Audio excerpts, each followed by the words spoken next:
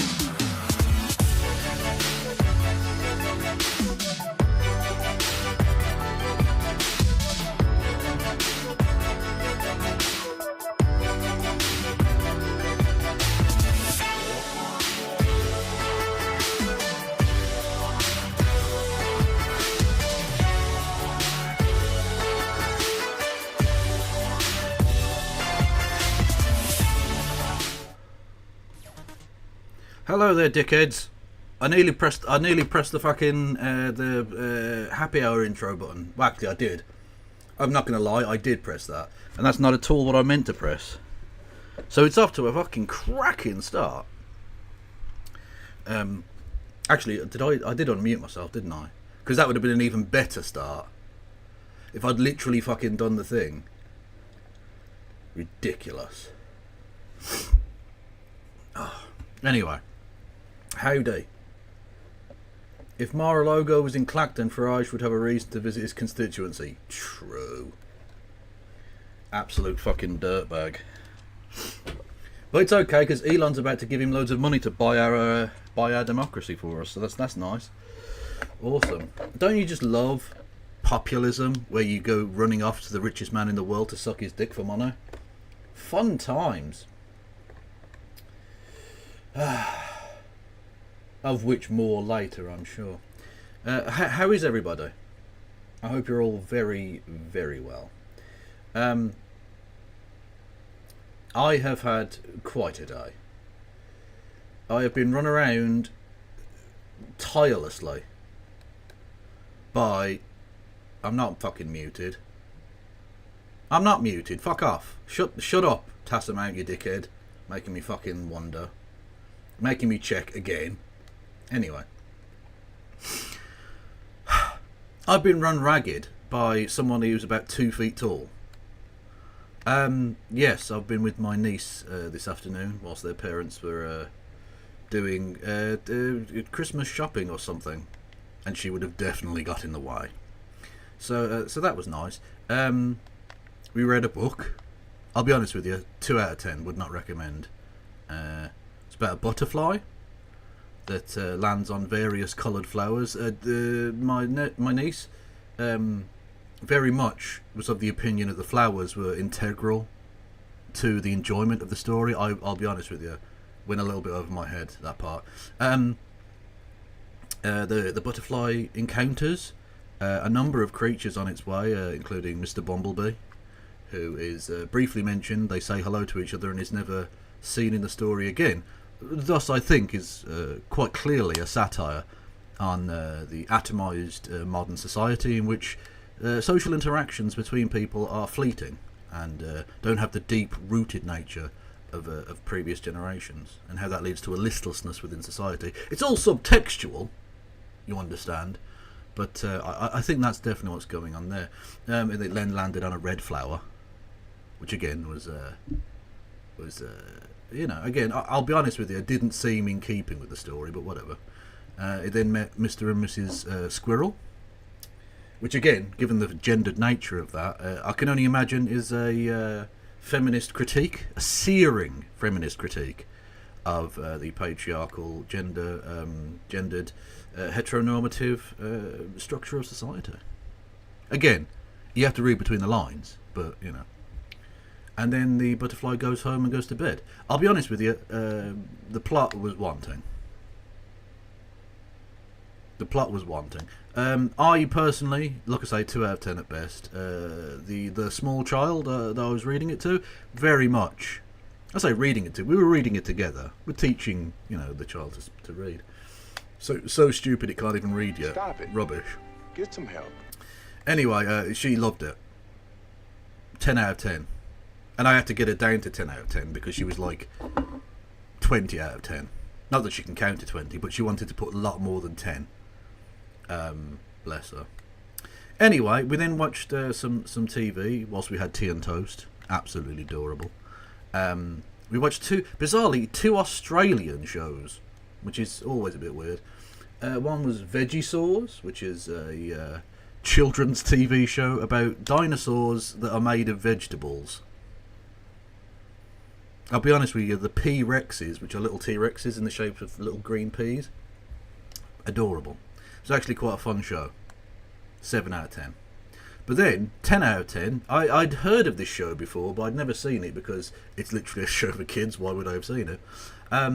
Called Bluey, which, I'll be honest with you, I was sceptical about, because Bluey is an old British slang expression for a pornographic film. So I was a little bit, not sure about this. But it turned out it wasn't that, thankfully. It was indeed a story about 4 anthropomorphized dogs in a nuclear family, a mum, a dad and 2 children. And actually, to end the joke bit of this now and just do, it was actually really good. It was a genuinely good show.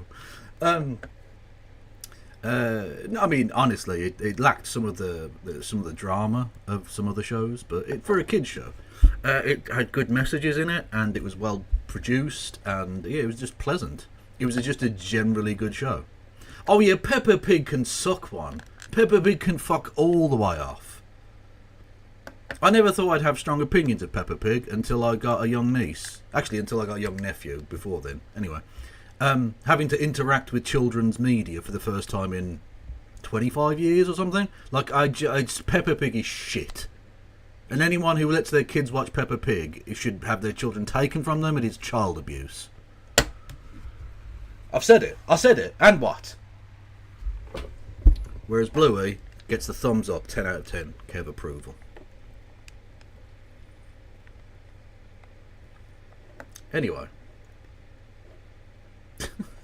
What the fuck am I doing with my life? Honestly, what am I doing? I don't know. But it was not. It was a lovely afternoon. But I'll be honest with you, children are too energetic. That's the problem with kids. There's too much energy. Like, you want to be able to, like, not switch them off, like, in some sort of horrific euthanasia sense. But you want to put them, like, you want a switch where you can just flick it and they go to sleep for a bit. Do you know what I mean? Just a couple of hours of peace and quiet and rest. Because you're like, you've been running around, we were playing with the football, we were doing hula hooping, which I'll be honest with you, it did not show me in a great light physically. I'm just going to say that. We'll leave it there, but the hula hooping was not great for the self-confidence. But she seemed to enjoy it. Laughed her feet off. It was amazing. But just kept going on and on and on and up. Just never stopped. For like fucking 6 hours. And that is too much. Why do people become parents? Why? Yes, Socialix, I have a fan on and it's pointed at the computer rather than at me, because that would be very cold. But it is on, at least for a bit, until my feet get cold, and then I'll stop. Anyway, so that was my day, doing the job that my brother should be doing, of parenting his fucking child. Yeah, that's right, I said it. If you're watching this, that's for getting mum to fucking crochet this, you little prick. Anyway. I shouldn't have said that, because he'll just laugh. Dickhead. Anyway, so yeah, that was pleasant. Right. I suppose we'll get on with the show. Should we do some content, maybe? I don't know. Burn it with fire. I may need to. Got to go knit. Well, that is not knitted. That is crochet. Does he watch? He occasionally watches. I don't know how occasionally, because we don't talk about it that often. But yeah, occasionally he'll pipe up and be like, "Your opinion about this is wrong," or something. You know. Which I know is crazy, because my opinions are never wrong. So what the fuck is he even talking about, dickhead? Anyway, thank you to KSO128 for resubscribing. 32 months. It's a lot of months, motherfucker. Love it. He could be in chat. I don't think he is in chat. I think he specifically said that he's a lurker. He doesn't chat. He sort of has me on in the background while he's doing stuff. Which I assume is how everyone watches. That's why I don't put any effort into how it looks. Because who gives a shit? Anyway. Yes, so. If you wanted to likewise.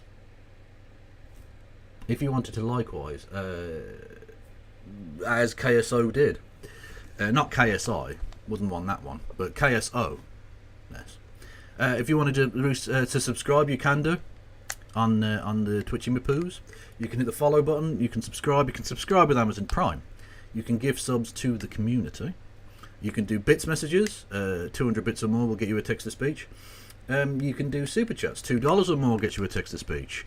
I've got a Patreon. I've got a PayPal. I've got Discord, Blue Sky, YouTube, TikTok, Instagram, and Threads. I'm currently on a bus. Oh, well, good for you, Cather. A good public transport user. Love it. A conservative kids show including a rip-off. Benke, the Daily Wire's kids streamer. Oh, I did see something about this, yeah. Thank you, Phantom, yeah. Yeah, conservatives... Because conservatism in of itself, by its very nature, cannot really do art. That's not to say you can't be a conservative and do art, but you can't really do conservative art as such. Other than, like, very, very staid paintings of things that exist. It's difficult to get creative when essentially your entire mind is coddled. Because it has to be. Against modernity and such. So they'll take liberal things and just try and rip it off. Whether it be, like, The New Norm ripping off Family Guy. Which itself, I suppose, technically ripped off The Simpsons, but you get the idea. Yeah, so that's just what they fucking do. They're awful. And actually, on that point, we'll get to it in a second. But yeah, if you're on YouTube, hello YouTube. everyone. Hello. You can help me out in the following ways. You can subscribe for free. You can hit the thumbs up button, which helps me in the algorithm or something. I don't know. You can do bits messages. No, you can't. That's not a thing here. You can do super chats here on YouTube, can't you? Which I will read out. You can do.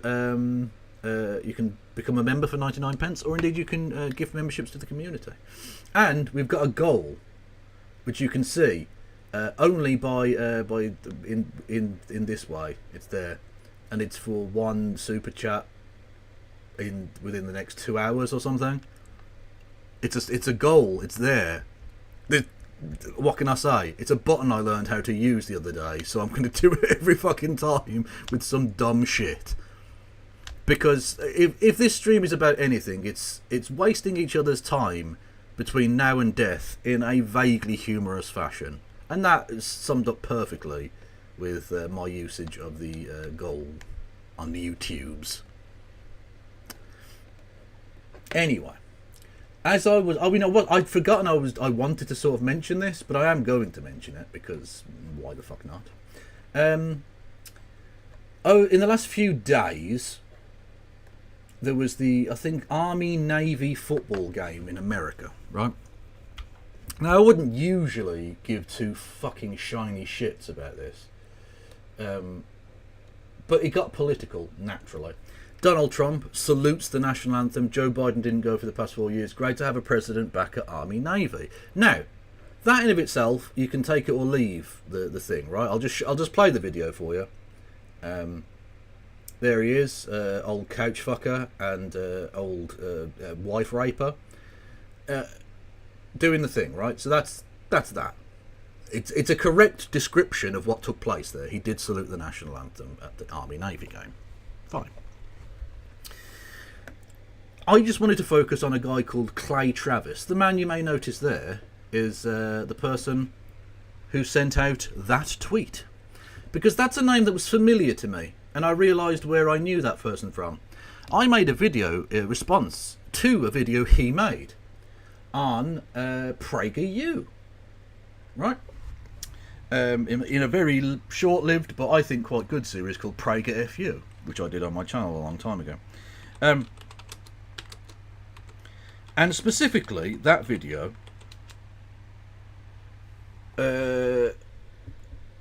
unless they've taken it down, have they?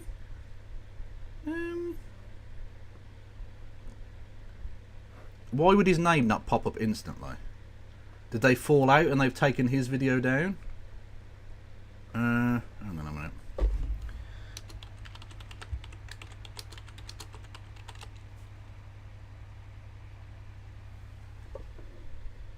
Is this the one? Yeah, here he is, Clay Travis, right? So again, bear in mind, this is the tweet he sent out. He wants the former president and future vice president, the heirs-elect, or whatever the fuck it is, the president-elect and the vice president-elect. He's happy that they're at the football game. He very much wants politics in sport, clearly. Except, of course, this video he made a few years ago, which is literally called Politics and Sport. Keep your hands off my football.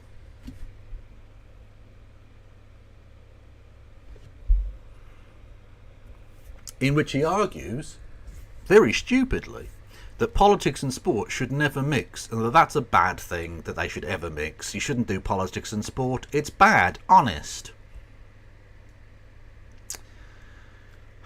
Which is just the perfect example, is it not, dear viewers, that when it comes to Conservatives, the accusation is always a confession. Always. It's not that he didn't want politics in sport. He didn't want anyone else's politics in sport. He fucking loves his politics in sport. Oh, he can't get enough of that. Wanking himself furiously over his politics in sport. But other politics, that's bad. Because he's a fucking cunt. There you go. Anyway, talking of cunts, Andrew Tate, hey, has had about $3 million, seized from him in a tax dispute, the British court says. So, Andrew Tate, being an absolute ball bag that he is, I think actually, do I have the thing? I think I liked it, didn't I? There was a tweet of him boasting about something. Oh no, I don't think I've got it. Anyway, there's a tweet of out there somewhere of Andrew Tate boasting about how he doesn't pay taxes in the UK, but of course he's a British citizen and earns some of his money in the UK. So he does have to pay that tax. And the British courts took him to court, and he's going to have to pay. I say going to have to pay. It's been taken from him. Like, there's no ifs or buts about this anymore. Can we break out the world's smallest violin? The UK government are taking £2.6 million in unpaid taxes to cover years of unpaid taxes from influencer Andrew Tate and his brother Tristan. The Devon and Cornwall police force went to court to claim the money held in 7 frozen bank accounts from Tate and the women identified only as J. At Westminster's Magistrates Court, Chief Magistrate Paul Goldspring ruled the financial transaction by the brothers, including transferring almost £12 million into an account in the name of J, were a straightforward cheat on the tax authorities. Again, he boasted about this. There's literally a video out there of him boasting about this, which was played in the court.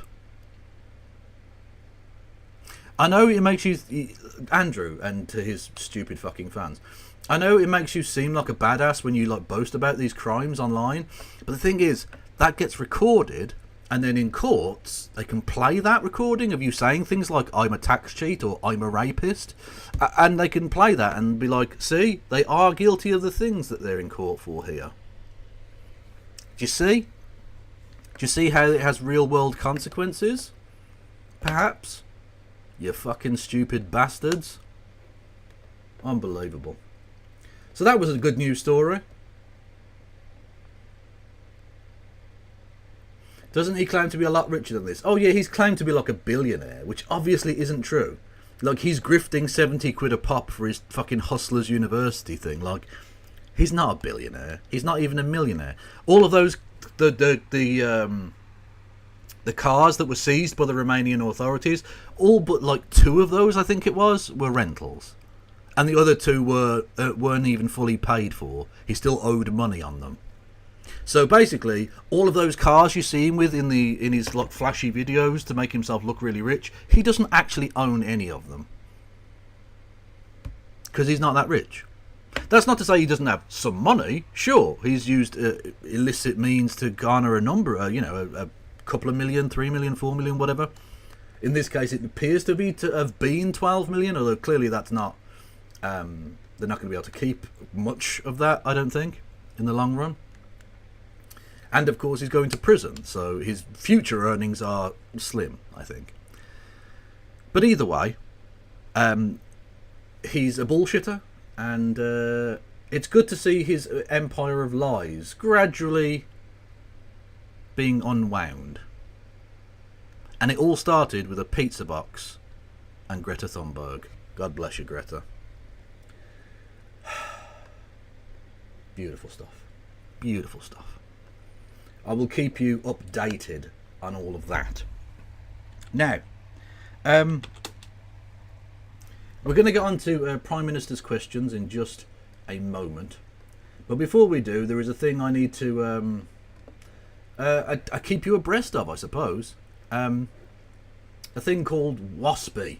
Now, for North Americans, you might think of WASP as White Anglo-Saxon Protestant. That is not the case on this one.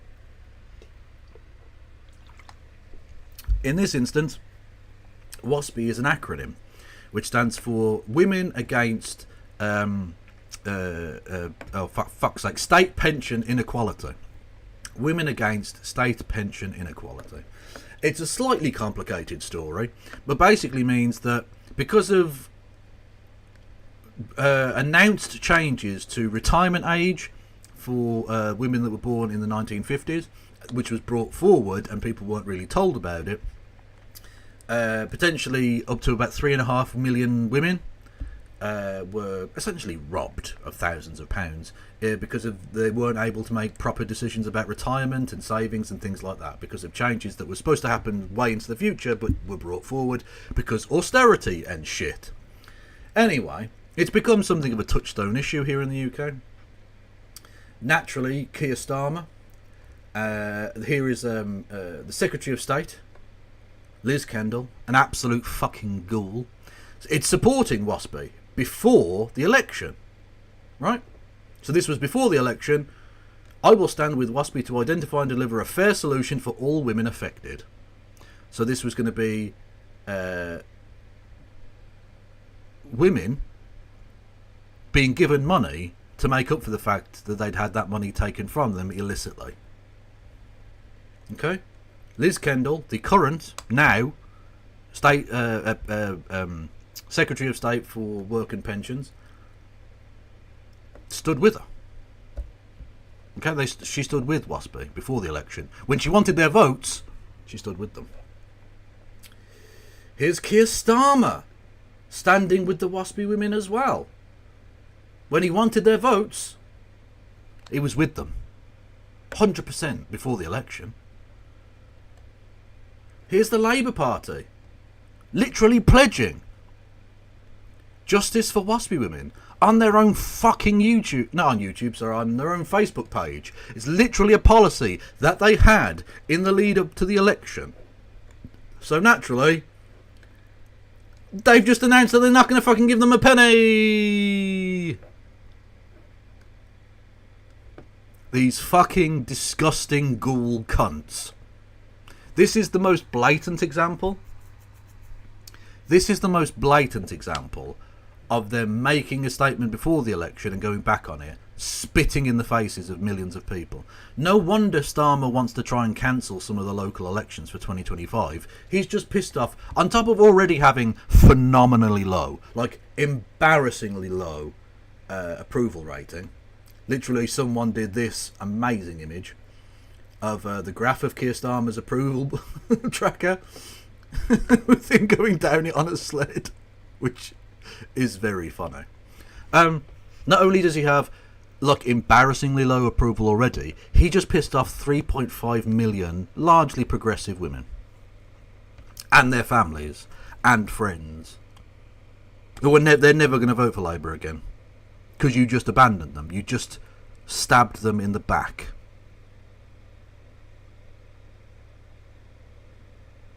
Honestly, Nigel Farage doesn't need to debase himself by going to Elon Musk and asking for money.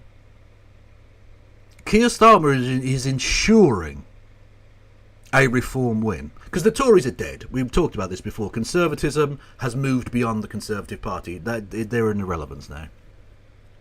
He is ensuring reform become a genuine player and probably the government eventually.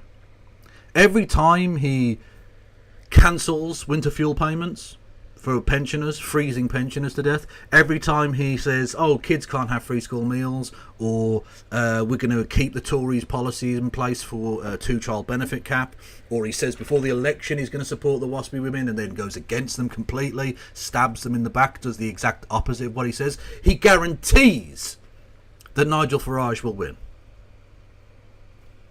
Elon Musk's money is irrelevant. Elon Musk's money won't actually make that much difference. The Conservative Party, in both its red and blue forms, ensure that people are not going to vote for either of those two parties anymore. The Greens will be able to pick up some of those votes. The Lib Dems might be able to pick up a few. The SNP in Scotland, Plaid Cymru in Wales, and all the rest of it. But this kind of centrist / centre-right, austerity-driven shit ensures reform win. He was put into office saying he was going to change things. And actually, he has, by making them way worse. I fucking despise him. I despise his government of ghouls and mutants. All of them.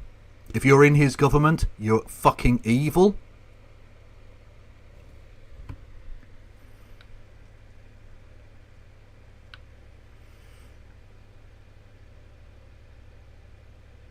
And like I say, he ensures that the far right win. It's grim. It's fucking grim. So expect that number to drop. Because literally every decision he makes is the opposite of the one he should make. In virtually every instance. Prime Minister's questions. Chris Hinchcliffe. Question number 1, Mr. Speaker. Thank you, Mr. Speaker. Yesterday I met the brave men and women serving on HMS Iron Duke and the troops serving in Operation Cabaret in Estonia. This Christmas, as every Christmas, members of our armed forces will be serving overseas, working day and night to protect Britain's national... Is this cunt ever in the country? He does seem to go abroad a lot. Even for a Prime Minister, he goes abroad a lot. ...security. And I know that the whole It might be House because will join me the only people who sending... don't despise him are people who don't know who the fuck he is. That might be it. He just needs to escape. Look at Pat McFadden there, literally hunched over like a fucking evil villain. Amazing. He literally looks like an evil villain. Mad. Our deepest thanks to them, to our emergency services and everyone working to keep the country safe over the festive period. Mr. Speaker, may I also take this opportunity at the end of the year to thank you and the House staff for all your hard work this year. And can I wish... How is Starmer regarded in his own party? Well, I don't think they dislike him massively. But they're wrong and out of step with the electorate. And we'll find that out soon enough. I don't think he makes it to the next election, in all honesty, but maybe they do. Maybe they want a historic class. I don't know. Everyone across the House a Merry Christmas and a Happy New Year. Suck a dick, mate. Mr. Speaker, this morning I had meetings with ministerial colleagues and others. In addition to my duties in this House, I shall have further such meetings later today. Chris Hinchcliffe. Thank you, Mr. Speaker, and may I associate myself with the Prime Minister's remarks. In 2021, Kerry and Francis Menai Davis, who live in my constituency of North East Hertfordshire and are in the gallery here today, tragically lost their son Hugh at the age of just 6 to a rare form of cancer. Now they are courageously campaigning to ensure that every parent who must leave work to look after a sick child in hospital gets the financial support that they need from day one. Will the Prime Minister meet with them and me to discuss implementing Hugh's law and giving their son a legacy that improves the lives of families at the most difficult time imaginable? Yeah. He'll pretend to and then not do it. There you go. Mr. Speaker, can I pay tribute to Kerry and Francis? It is a heartbreaking case and commend them for their campaign on behalf of other families. I know the Minister for Social Security and Disability met the family yesterday, but no parent should endure losing their child to cancer, particularly at such a young age. We are investing £1.5 billion for new surgical hubs and scanners, £70 million for new radiotherapy machines, and we will set out our next steps on the children. Talking of someone I wouldn't have minded dying of cancer. He just flashed up on the screen there. Young People Cancer Task Force shortly. We now come to the Leader of the Opposition, Kemi Badenoch. I wonder what absurd bullshit she's going to fucking spew up for us this week. She has had several weeks now of being the opposition leader, and all of her questions so far have been dog shit. Like, really just ridiculous shit. Is Rishi there? I don't know. He's still an MP, but I don't know if he's in the chamber. To be fair, I thought he'd fuck off straight away to California, but he has stuck around a bit. So maybe he's going to stick around to the end of this parliament. I don't know. Mr. Speaker, can I send my warmest wishes to our armed forces at home and overseas, to the emergency services and everyone who will be working over Christmas. And can I wish you, Mr. Speaker, the House staff and all members of this House a very Merry Christmas. Mr. Speaker, for years, the Prime Minister and his cabinet played politics with the Waspi women. The Deputy Prime Minister said Conservatives were stealing their pensions. She promised to compensate them in full. Another broken promise. Now they admit we were right all along. See, the Tories, even when they start off asking the good question, they bring up the right issue, okay? This is absolutely the right issue on the right day to ask it, and etc., etc., right? Even the Tories are like so monumentally evil that they don't go on to say, why are you doing this? This is really bad. It's, see, we were right to be horrifically evil to these people. I'm glad you now agree. And they wonder why nobody wants to vote for them. Like, these are people born in the 1950s. They are the only demographic of people who vote for you. Tories. They are the only age range that give a fuck about you. And even you are trying to shit on them repeatedly. This is why you're dying. This is why your party is fucking dying. I'm very here for it, by the way. But this is why you will achieve nothing and be completely removed from the dustbin of, well, no, removed into the dustbin of history. Yeah, as well as suggesting getting rid of the triple lock as well. Yeah, they're just shitting on everyone. They're fucking evil. They just are. But let's ask about another group of pensioners whose trust... Let's ask about another group of pensioners whose trust was broken. Since the Chancellor cut winter fuel payments, how many extra people have applied for pension credit? See, that's basically two questions, right? Because you're not... This isn't a fucking talking shop as such. You're supposed to ask a direct question. But she raised one issue and then asked a question about a completely different issue. Which the Speaker should fucking stop her from doing. That's not the purpose of this.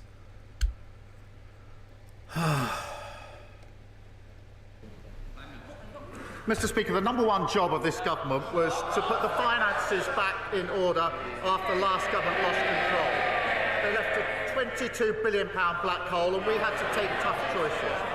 We made sure that those vulnerable pensioners do get the winter fuel payment, and we have been encouraging and driving up eligibility for pension credit. So saying up to their entitlement, and she should join that campaign. But Mr. Speaker, here's the difference. Because we've stabilised the economy, we can commit to the triple lock. And by the way, he hasn't stabilised the economy. The economy is getting worse. Inflation is still quite bad. Although nowhere near the kind of crippling levels it was at last year, or earlier this year. And the economy is due to shrink. We could be heading for a recession. Because he's taking all of this money out of the economy. Because austerity is very bad, and yet he's continuing to do it. That means that next April, pensioners get another £470. But here's the difference, because 2 weeks ago, the Shadow Chancellor said the triple lock is unsustainable. Their position, so pensioners would lose out under the Tories yet again. Mr. Speaker, he didn't answer the question because he doesn't know the answer. There are 850,000 eligible pensioners not claiming pension credit. If they sign up, that will cost the Treasury £2.3 billion, wiping out the savings that the Chancellor claimed she would make. Before the election, his Chief Secretary told the public they had no plans to cut winter fuel. Yep. But they did have plans, didn't they? Yes. Age UK say cutting the winter fuel payment with very little notice will potentially jeopardise the health and finances of millions of older people. Yep. Does he agree with Age UK? Now, again, just to point out, the Tories were happy to do austerity and fuck over pensioners as well. They don't actually care. They just know this is a weak point for the Labour Party, so they're attacking. But like, these motherfuckers are happy to inflict pain and suffering on poor people. That's what they live for. It's the only way they can ejaculate, some of them. This is the last thing both pensioners and the NHS need. Yeah. Mr. Speaker, we've been driving up with a campaign for pension credit. It's important that everybody who's... But the point about this is, it's the false economy of austerity, right? If everyone who was eligible for the state the pension credit applied for it and was given it, it would more than wipe out the savings from means testing the fuel payment to begin with. So literally, If the thing that they are saying they are trying to do happened, it would cost more money than if they just left it as it was. So in other words, they don't want everyone to sign up for it. They want pensioners to freeze to death this winter because it would be cheaper. They'll never tell you that that's why they're doing it, but that is what they're doing. Entitled to it, claims that pension credit. And she shouldn't claim as some great victory the record of their government that people haven't signed up. We're the ones with the campaign. They should be supporting it. But because of the triple lock, pensions will be going up by £470 next April. She hasn't answered the question. Her shadow child... Well, that's for the pensioners who make it to next April, yeah. The ones that didn't freeze to death. Because of you. Sir Keir. Says the triple lock is unsustainable. So she needs to explain how pensioners will be worse off under a Tory government. It is Prime Minister's questions. Can we get Mr. Speaker, we protected the triple lock during all our time in government. Meanwhile, energy bills are increasing, despite his promise to cut them by £300. In Scotland, his party leader wants to restore the winter fuel payments. Across England, councils are scrabbling together funds for struggling pensioners. The tragic reality this Christmas is pensioners will suffer and may even die as a result of this cruel policy. Did the Chancellor... Now again, she is correct here. But it's worth bearing in mind the over 330,000 that her government were happy to murder through austerity. She didn't cry any tears for those people. So she can fuck off. Consider the impact on councils and on the NHS, or does she just not know what she's doing? The Household Support Fund was set out in the budget. She knows that. We're pushing up pension credit. But she now says they are committed to the triple lock. Her shadow chancellor says they're not, that it's unsustainable. Maybe over a sandwich or a steak they could sort it out and come back and tell us what their policy actually is. He did the sandwich or steak line. He's governing as if he's fuck's sake. He's governing as if he's still the leader of the opposition. He's literally still doing the attacking a government thing, but he's the government. He's a piss taker, the guy, isn't he? Fucking hell. What about a steak sandwich? That would be good. And the thing is, inside the Westminster bubble, that steak or sandwich line would kill.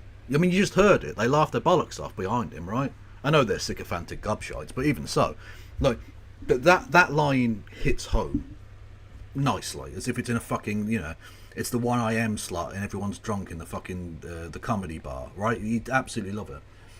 But outside, all people will know is that you're fucking them and making them poorer. That's why you get voted out. He's never more at home than as a creature of the bubble. He loves it. He doesn't like the real world. People say things he doesn't like. I'm sorry, what? What's the joke here? Well, Lord Fruitus, you may not have seen the show on Sunday when this was talked about, but it was. Kemi Badenoch did this really weird thing where she said, I mean, I can forget the exact phrasing, but she basically said eating sandwiches was gay and that she eats steak for lunch, which is mental, really fucking mental. She's a mental case. She's fucking gone, right? Which is so perfect that she's now she's been made the captain of the new Titanic, and it's sinking, and she's going full steam ahead into another iceberg, because why not, I guess. Mr. Speaker, the Prime Minister needs to misrepresent me to make his point. I don't need to misrepresent him to make my point. Yes.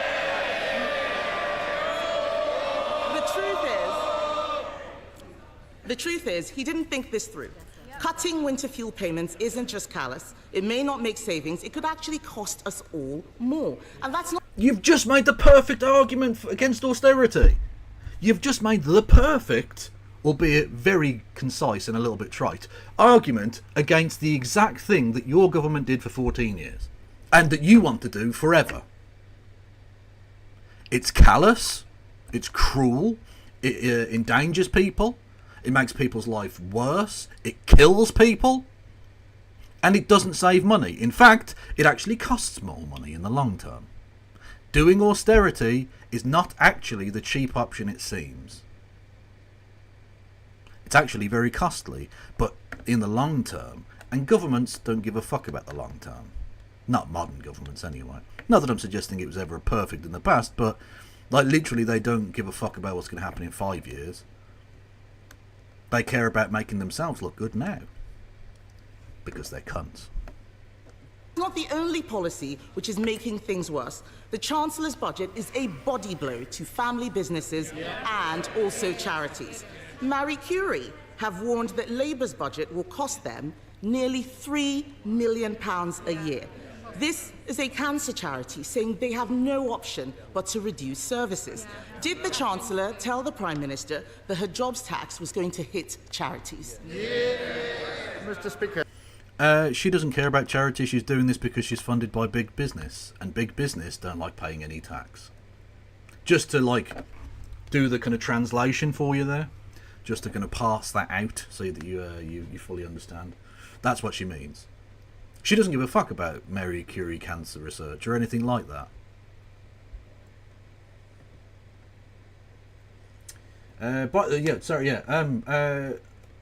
To everyone in the YouTube chat, hello YouTube chat. You may notice we have a goal. We have a goal, and there is only an hour left on that goal now. We need one super chat of $2 or more, and the prize is, I kid you not, Skibbity Riz. Okay? I will endow you with my Skibbity Riz. So you'll have whatever Skibbity Riz you already had, and the immense stocks of Skibbity Riz that I have. I mean, that's worth its weight in gold. That's worth £2 of anyone's money. You can always become a member as well. What is Skibbity Riz? You know what? You ask a very good question, Jim. I've got a documentary for you, Jim. Right? I've got a documentary for you. It's a short one, don't worry. I'm not going to make you watch it forever or anything, but it's a short documentary to help you to help explain the Skibbity Riz, okay? What the heck is going on you?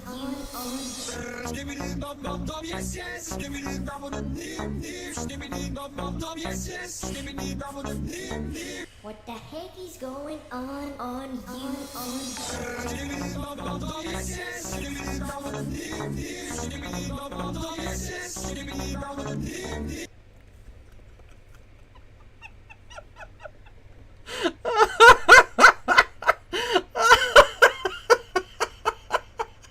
What the fuck?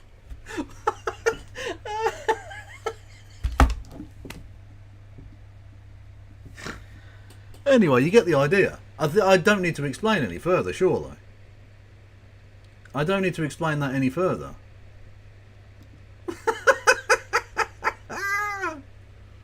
Fuck me sideways. Gary's mod was a mistake, you're fucking correct. Anyway, it's a thing that kids are doing. It's called Skibbity Toilet, and it's this head that pops out of a toilet. I don't get it. I'm an old person. I remember when art used to be about something, but apparently not anymore. Apparently it's just Skibbity Riz. And it's been reclaimed. Kieran in YouTube chat has done the Skibbity Riz. So there you go, you get all of my Skibbity and my Riz, or whatever the fuck any of those sounds mean. You can become a member on YouTube or do a super chat. Those are things you can do. You can give memberships to the community. You can do. You can become a member or a subscriber or some shit on Twitch as well. You can subscribe with Amazon Prime or give subscriptions to the community. Old Kev yells at toilets. Basically, yes. You can do super chats or what do you call it? Your super chats, bits, messages. Yeah, those are things you can do if you wanted to. Anyway, where were we? Oh, help me, please, somebody.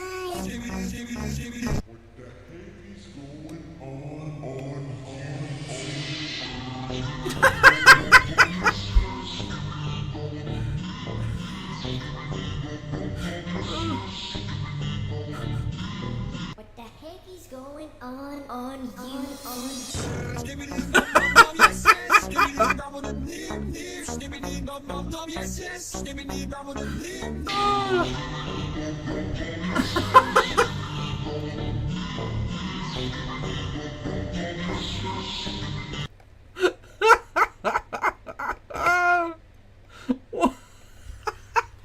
See, now I bet you're glad we're going back to Keir Starmer. That's the only way to make Keir Starmer, like, vaguely tolerable, I think, is to play Skibbity Riz in between his shit.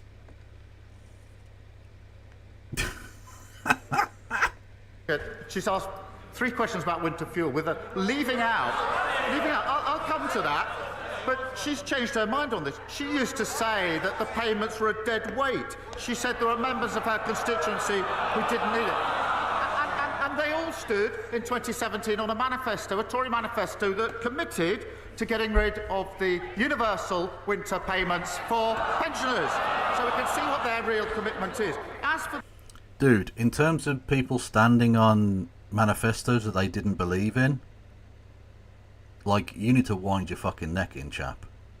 Because you literally stood on all of Corbyn's manifestos, and you now say you didn't believe in them and you didn't think they deserved to win. Because you're a feckless piece of shit who lies about everything. Resign. And go into the forest and never speak to anyone ever again. The budget, we're driving up productivity. I don't want to have to ring your mother. Prime Minister. Mr. Speaker, we're driving up productivity, prosperity and living standards. That's a pay rise for the 3 million who are the lowest paid. They should welcome that. A pay rise for those working in the NHS and better than expected wage growth just before Christmas. What unites all three? Delivered by Labour, opposed by the Tories. Do any Labour people actually believe any of that shit? Really? I don't know if it's a good idea to do that while you're driving. Marge, that's what I bought it for. Hey, watch it with that thing! I skull his eggshell thin. Thanks for buying us these toys, Grandpa. Bah! Why didn't you get something useful like storm windows or a nice pipe organ? I'm thirsty. Ooh, what smells like mustard? Sure, a lot of ugly people in your neighborhood. Oh, look at that one. Oh, my glaucoma just got worse. The president is a Democrat. No, I can't unbuckle my seatbelt. Hello? There are too many leaves in your walkway. That isn't even in Like Me. I don't know what you're talking about. Oh, for God's sake.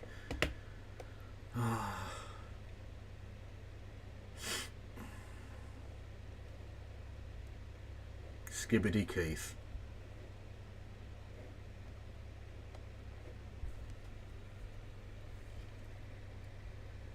Do we make Skibbity Keith into an emote or what? What do you reckon? It wouldn't make any sense. No one would remember why it started. But for like 2 seconds it would be very funny. So I reckon we might do that. Mr. Speaker, I don't know what world he's... Did he say Kemi Badel? Kemi Badel? Okay. Mr. Speaker, I don't know what world he's living in. The economy is shrinking, and they did not think this jobs tax through or who it would impact. Another area affected is the hospice sector. Hospices believe the budget will cost them an extra £30 million. Yesterday, Conservatives voted to exempt social care, nurseries, charities and hospices from their jobs tax. Labour voted this down. So can the Prime Minister at least agree to fund hospices so they can continue their invaluable work helping people at the end of their lives. Mr. Speaker, we put a record amount into the NHS in the budget to deal with the problem that they left, and we'll set out the... But that's not the fucking question she asked, you fucking knob. She's literally asking specifically about hospices. You generally putting more money into the NHS, okay, that's cool, great. But, like, what are you going to do about hospices, mate? For fuck's sake. The funding arrangements for hospices in the new year. But it's the same old, same old. They want all the benefits. She said to herself she wants all the benefits from the budget, but she doesn't want to pay for any of them. That's what got us into the problem in the first place. Mr. Speaker, I did not hear a commitment there to help hospices, which is a shame. The truth is, this winter, people will be suffering because of his choices. Did we have a stiff dick of poop? I don't know what it was, and no one left a message, but I appreciate it nonetheless. Thank you. If it was too rude to be read out by the automatic voice, then tell me what it was and I'll read it out. The economy is shrinking, inflation is going up, and jobs are being lost because of his budget. Pensioners won't be able to heat their homes because of his government's decisions. They raised people's hopes but then smashed them with broken promises. And now we learn that he is about to give away our hard-won Brexit freedoms. Yeah. Mr. Speaker.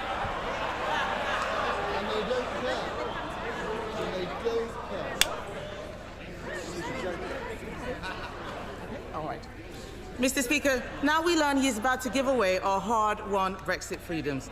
The truth is, they are... You can't give away this. Blue passport, bitches. I still keep meaning to put this away somewhere safe so I don't lose it, but fuck it, it's there. The British... In what other stream would you have props as diverse as Mum's crocheted Sonic and blue passport? Like, come on now. Don't say I don't put the minimal amount of effort into presentation, because that's exactly what I do. Okay, literally the bare minimum. British people in the face, literally in the case of one of his MPs, and he will pretend that this is about the past. But we all know these are his choices, bad choices. If he's looking for a New Year's resolution... What Brexit freedoms is she talking about? Did she actually explain there at all what the Brexit freedoms were that she's referring to? Or is this just Tory Fantasyland again? Oh, the sunlit uplands of the Brexit. Blue passport belter, national ganthem. Okay. I could be spied.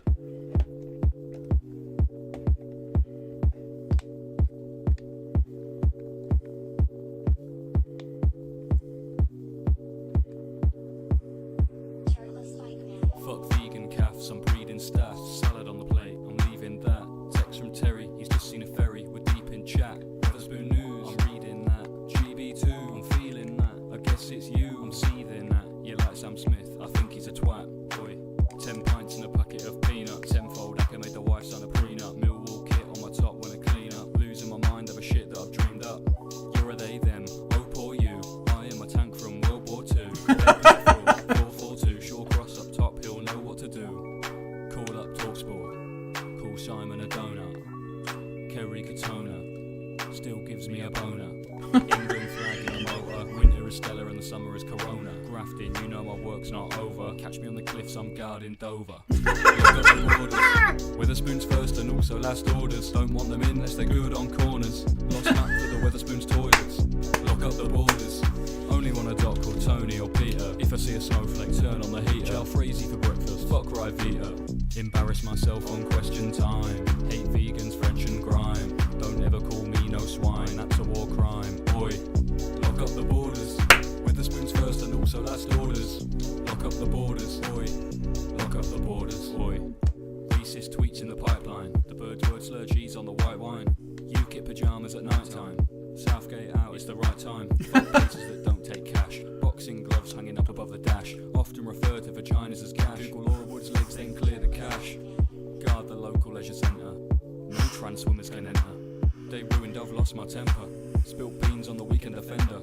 I fucking love Souness. Chuck coins at Pogba, I don't know who to do next. My apprentice has still got 2 legs. I can sort that, give me 2 secs. Did I not speak clearly enough? I've got a dog with its ears pricked up. Rashford's got me weary as fuck. I'm growing concrete nearly enough. Keys at Yates, Keys and Gray. He's a nice bloke, but the geezer's gay. Climate change is fake. In 76 we all just bake. Lock up the borders. Weatherspoons first and also last orders. Don't want them in unless they're good on corners. Lost map for the Weatherspoons toilets. Lock up the borders. Only want a doc called Tony or Peter. If I see a snowflake, turn on the heater. Jalfrezi for breakfast, fuck Rivita. Embarrass myself on question time. Hate vegans, French and grime. Don't ever call me no swine, that's a war crime. Oi, lock up the borders. Weatherspoons first and also last orders. Lock up the borders. Oi, lock up the borders. Oi, get them all out. Get them all out. Get them all out. Except for the lads at Spice of India. Spice of India. Get them all out. Get them all out. Get them all out. Apart from Gregor at the train station, he's alright. Ramirez is pretty good back in the day as well. True. Sometimes regularly refer to vagina as gash. Oh. British culture at its best. Resolution. Why doesn't he start with telling the truth? I'll do it now. £22 billion black hole left by that. Oh, oh, bingo! Literally, he's a broken robot, man. He's a broken robot boy. 22 billion, 22 billion, 22 billion, 20. Fix the bird, foundations. Record numbers on the waiting list. It's not a good time to leave the chamber, is it? Prime Minister. Mr. Speaker, £22 billion black hole. Record waiting list with our NHS. They should hang their heads in shame. Immigration completely out of control. Nearly 1 million net migration. She was the cheerleader for all of that. She wants the truth. Yeah, Kieran, it really is their version of they left a note saying there's no more money. Yeah. We're going to hear 22 billion for the next 5 years, and then they're going to lose because they just did more austerity. That's the truth. That's why they're sitting there. Mr. Speaker, whilst they cart from the sidelines, talking the country down, this government is getting on with the job. Record funding for the NHS, money for our trains, buses, and yes, Mr. Speaker, potholes. Pay rises for 3 million of the lowest paid. Wages growing faster than inflation. Planning laws reform. Great British Energy set up. We're only getting started. Next year we'll continue to rebuild no matter what the blockers opposite say. Amanda Barty. Thank you, Mr. Speaker, and can I echo the words of the Prime Minister and thank you and all of our staff in this place alongside our armed forces and our emergency... Alright, stop fucking wasting time. Everyone wants to suck off the fucking armed forces and the people who work in... You okay? Not every one of you has to fucking say it.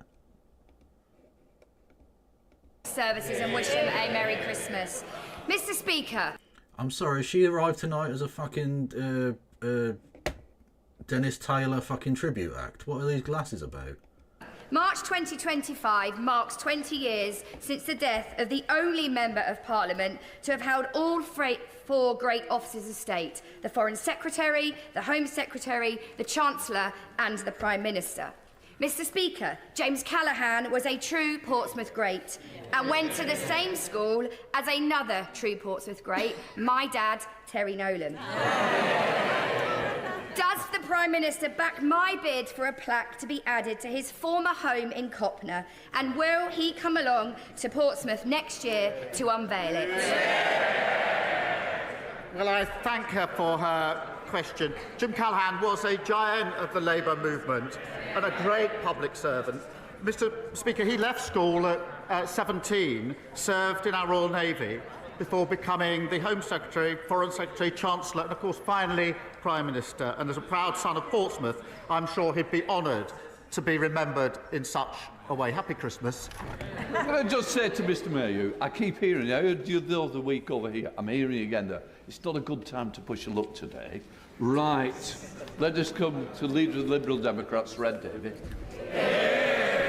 Thank you, Mr Speaker. Can I join the Prime Minister in his praise and best wishes? Sucking off the armed forces and the people who work in Parliament and Mr Speaker. Yeah, we get it!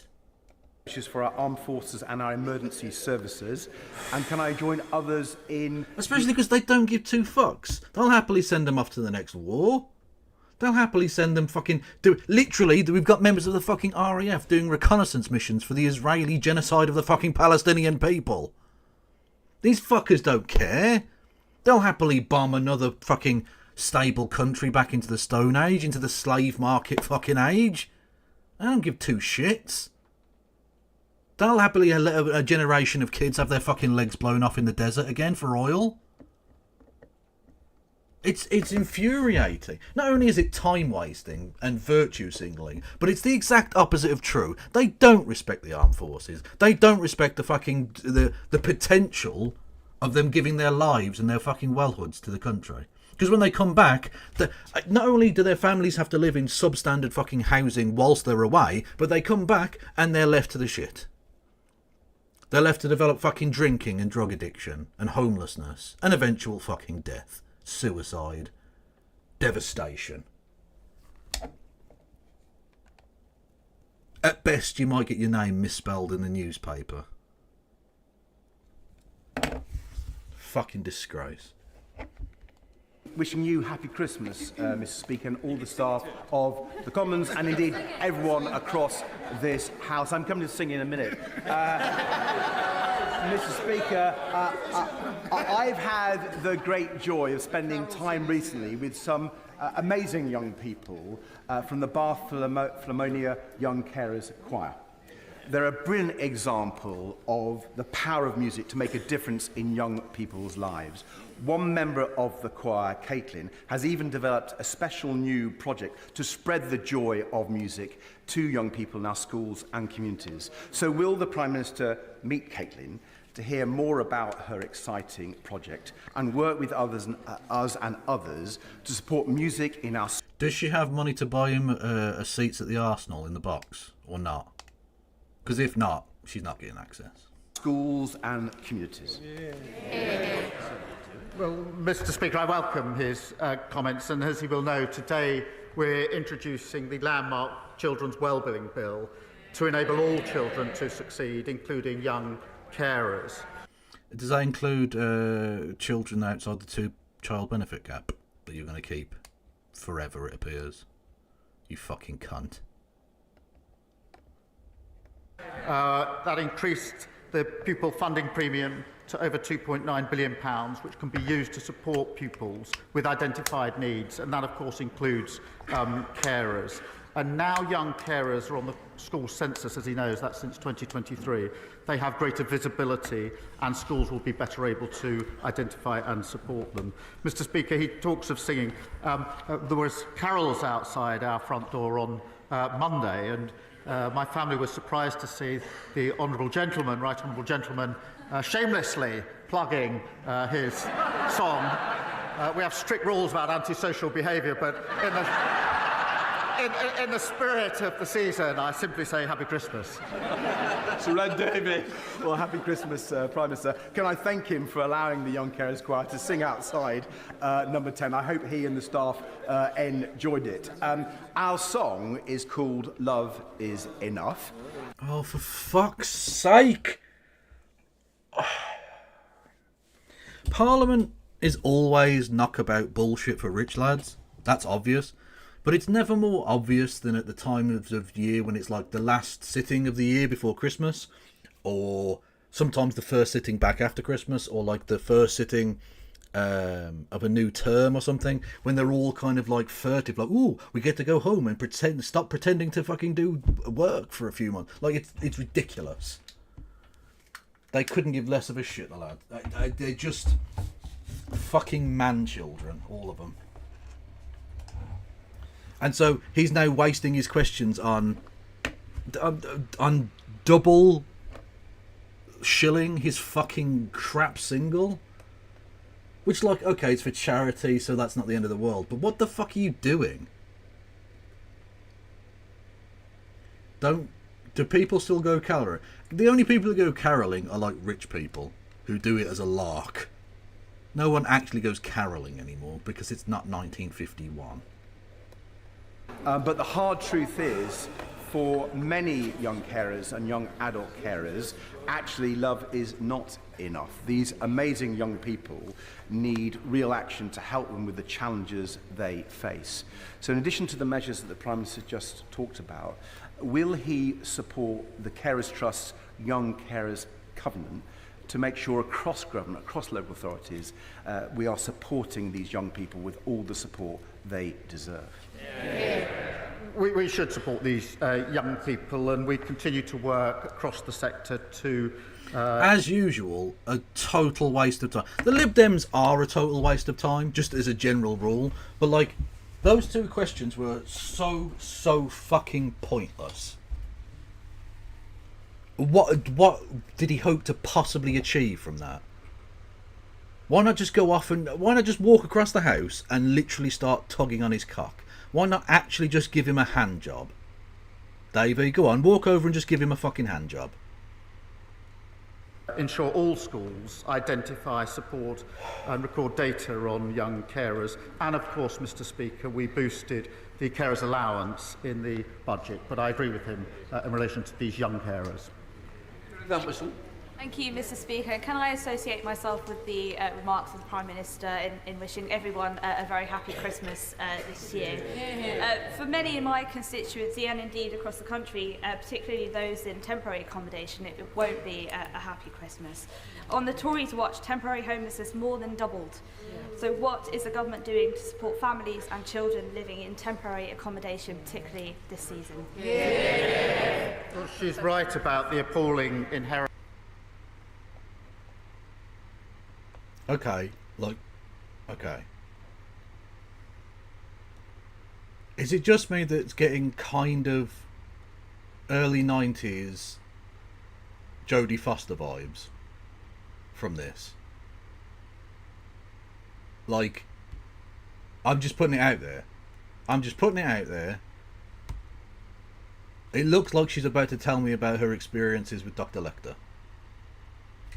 That's all I'm saying.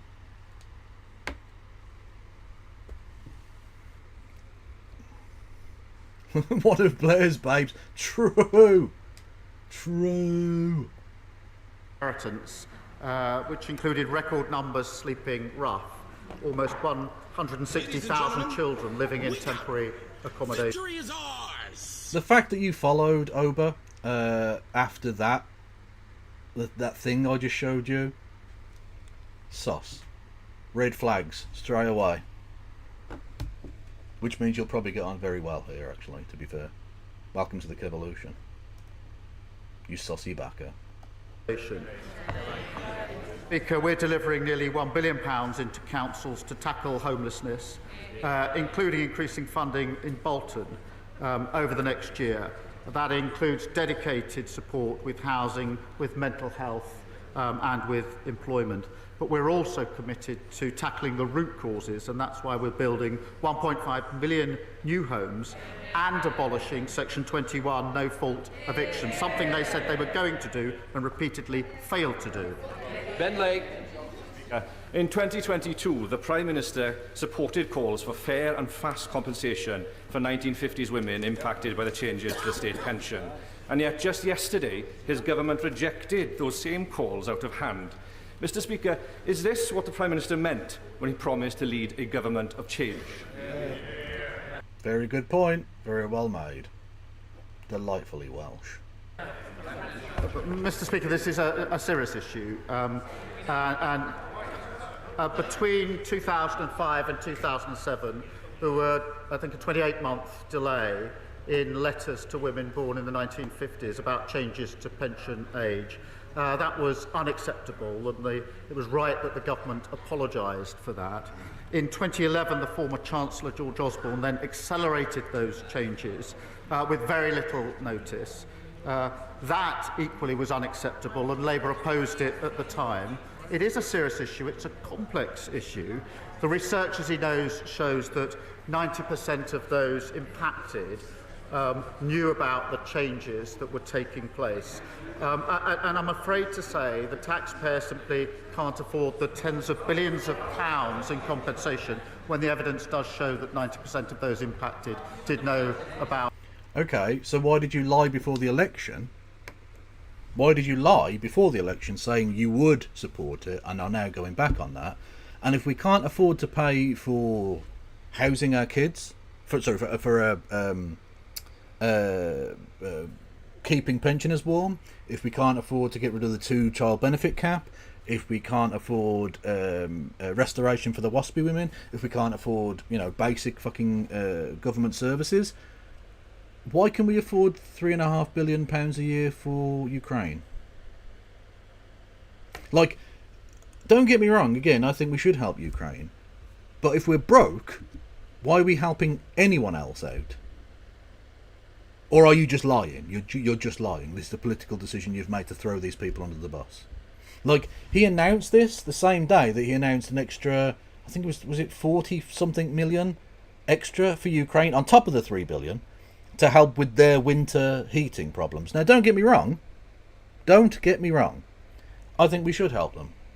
A lot of them are going to be in a lot of fuel poverty in Ukraine. They are going to suffer during a very, very nasty winter. Eastern European winters are frosty, as invaders have found out over the years. So we should help them. But on the same day as you announce money for other people, on the other side of the fucking world, basically, you say that our people can't have money. That's how Nigel Farage wins, you stupid bastard. It's like you're literally engineering your government so that Nigel Farage wins. You are guaranteeing he wins. You are making his argument for him. Your government is the best propaganda that Nigel Farage could possibly ask for. You make populism inevitable. Inevitable.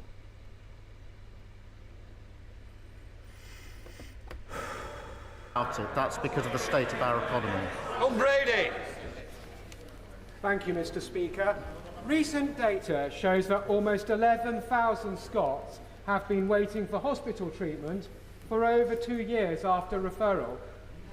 The equivalent number in England is around 113. Would the Prime Minister agree with me that this shows the catastrophic damage the SNP government have done to the Scottish NHS? No, I'm the exact opposite. I am trying to stop Nigel Farage's campaign from being successful. I give advice to the Labour Party to change course because they are letting Nigel Farage win. They are guaranteeing that Nigel Farage wins. I want the opposite of that. You stop him by cutting off the supply of stolid water to the swamp from which his support rises. You drain that swamp, to coin a phrase. And you do that by not fucking over the poorest in society, by not reneging on promises that you made literally a few months ago at the election. If you do those things, if you purposefully spit in the face of the people who voted for you because you were the change candidate, and not only do you not change, you make things worse, you ensure that Nigel Farage wins. Because what other option do people have? They went with the Tories, they fucked them over. They went with Labour, they fucked them over. So both of those parties are out. The only other game in town, in some respects, in terms of a national party, is the Reform Party. The Lib Dems exist, but no one gives a fuck, really. The Green Party are growing, and that's good. They're not in a position to really strike forth into major party territory at this point, unfortunately. Let's hope they continue to grow, and let's hope democracy lasts long enough for them to grow. That would be nice. But you ensure that Nigel Farage will naturally go into the political vacuum that you have created with your evil continuation and furtherance of austerity. You had the opportunity to kill the Reform Party in its tracks by just being a reasonable government. You didn't even have to be a good government, just a reasonable one. Get rid of some of the evil shit the Tories did. Tax the rich a little bit more and the poor a little bit less. Again, just marginal shit would have been enough. And people could have gone, okay, we've got a government that actually cares. We've got a government that kind of looks out for us. You give them an investment in the perpetuation of that government. Instead, what you've shown, what Sir Keir Starmer has shown, Sir Keir Starmer KC, lest we forget, has shown, is that they don't have a government that cares about them. They have a government that cares about the rich, and that is it. And so, ironically, the party that's about to get 100 million fucking quid from the richest cunt on the planet is probably going to fucking get the keys to Downing Street within the next 20 years. Brilliant. Fucking excellent. Well, he's right when he says the SNP is letting down patients in Scotland. As the Scottish Auditor General says, greater leadership is needed in the Scottish NHS. Waiting list targets are being missed. Spending on agency staff is skyrocketing. And delays to patient discharge are hitting record level. They seem to be proud of that appalling record. We've provided the money, they've got the powers, they've run out of excuses. Blake Stevenson. Thank you, Mr. Speaker. Oh no, you meant Keir Starmer was his... Oh, okay. That makes sense. Although it let me get some stuff off my chest, so I'm glad I misunderstood. But it clearly was a misunderstanding. Since the summer, thousands of commuters using Harlington and Flitwick stations have had to put up with nearly 8% of trains being cancelled in the evening peak, and nearly a third of trains that do arrive are more than 5 minutes late. Is it a mere coincidence, Mr. Speaker, that such poor performance follows this government's decision to pay off their union backers with no strings attached? When you say union backers, you mean workers who actually do a job for a living? Unlike you posh prick. The trains and all travel was in an appalling state under the last government. We're clearing that up and fixing it, and he should be welcoming that. Ian Byrne. Ian Byrne, a man I've actually met. Bit of a twat. Anyway, what should my next goal be, chat? Let's do another goal. Hang on. Ooh. What should my goal be? You can make super chats fun more with a goal. So we'll just do one super chat because I'm not going to get silly with it. So let's go all the colours, right? So any amount, 2 hours. What should share how you'll celebrate? So what should I offer as like a thing? What should I offer as like an incentive? Because I've already given away my Skibbity Riz, as you can tell. I'm now Skibbity Rizless. I am risn't, if you will. But what should I do? Give me a suggestion, chat. Crab suit. No, the crab suit is for either 10 gifted subby subs or the death of a bad person. I'm not watering down the crab. That's a weird sentence. Haircut and shave. I can do shave. I can do shave. But I'm not sure about haircut. I might grow it. I'm not sure yet. Perineum scrapings. Oh, you're a mentalist, George. You're a fucking mental case. Perineum scrapings. Also, what the fuck do you think is on my perineum that needs to be scraped? You know I bathe regularly, yes? That's fucking... It has to be related to... It has to be related to... It has to be related to... Shave and a haircut, 2 bits. Oh, that was the Christie thing from Monday. Oh, okay. Mountain Dew or crab juice. You should sell merch.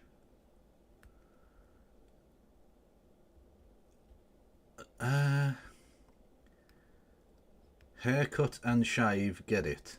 No. No, I don't get it. What? You've not given me any good suggestions, chat. I'm trying to help you, to help me, to help you. Bathe in beer? 100 for a dance or haircut, beard trim. You people are mental. Right. I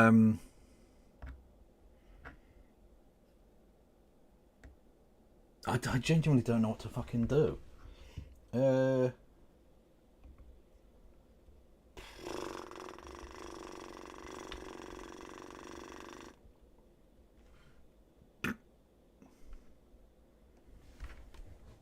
I don't know what to do, chat. Tell me.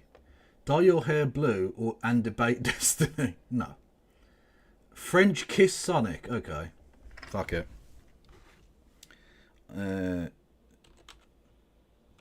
Tongue punch Sonic. That's not how you spell tongue. Why have I added the extra U in? That's very strange. I'm going to tongue punch Sonic. Is that going to allow me to do that? It is. Okay, there you go, chat. Please use his real name, Density. No, that's well, okay. Okay. It'll cost you 20 for a trim. Don't know what you're talking about. Anyway, on with PMQs. Thank you, Mr. Speaker. The Parliamentary Ombudsman concluded that an injustice was done. Oh, this is a different Ian Byrne, not the one I know. Or, I say no, met. 1950s born women. It ruled that they are owed compensation and asked Parliament intervened to deliver justice. In my constituency of Liverpool, West Derby, I have more than 5,000 women affected. And alongside a great many members in this House, I believe these women are owed compensation for the injustice done to them at the hands of the state. So will the Prime Minister give members the opportunity to vote on whether they believe Waspi women are owed compensation? Fair point. Fair Mr. point. Speaker, I've just set out the factual background and the percentage that knew about the change. And the simple fact of the matter is, in the current economic circumstances, the taxpayer can't bear the burden of tens of billions of pounds. It can. You're choosing not to. You are politically choosing not to. Stop using fucking excuses, you mealy-mouthed piece of shit. Compensation. Well, they're chuntering away. In 14 years, they accelerated the changes and not once spoke about compensation. Rebecca Smith. Thank you, Mr. Speaker. Yeah, but you're supposed to be different than the Tories. You do realise this, Keith? Oh, they're chuntering away, they didn't do it. Yeah, but you're not supposed to be them. The Tory party and the Labour Party are supposed to have different policies. They're supposed to be different political parties. Do you understand that, Kia? I'm not sure you do. My constituents, Caroline and Savannah, are just two of thousands across Devon, Cornwall and beyond who are living with postural tachycardia syndrome and have been unable to access adequate treatment since the retirement of the only consultant available to work with them in July. What action can the Prime Minister take to help me secure the treatment that my constituents need, and will he agree to meet with me and them to discuss the treatment of POTS in more detail? Well, I thank you for raising this important issue on behalf of our constituents. It does Hello, Carpe Pax. Thank you for following. I assumed you'd already followed. That's very strange, but I appreciate you nonetheless. God bless. Underline the critical importance of the NHS workforce plan that we will deliver next summer to ensure that the export workforce is in place to get the NHS back on its feet. I am proud that we're investing an additional £22.6 billion to fix our NHS, and I will of course make sure she gets a meeting with the relevant minister to deal with the issues of concern to her constituents. Jodie Gosling. Thank you, Mr. Speaker, and a very Merry Christmas. May I associate myself with the comments of the Prime Minister and my gratitude to all of those that serve our communities over Christmas. I'd like to give special credit to foster carers in Nuneaton and across the UK for the incredibly important role that they play. We know that their care transforms lives, but the foster carers in Nuneaton tell me that there simply isn't the support. Who sent me this? Dan, this is one hell of a take. So I don't know who this absolute fucking schmeat box is. Quote, I miss the old Labour Party, unquote. Attlee and Wilson would likely prefer Starmer to Corbyn. Would that be the Keir Starmer who said if you're a socialist, you're not welcome in the Labour Party? Because both of those other people consider themselves to be socialists, so...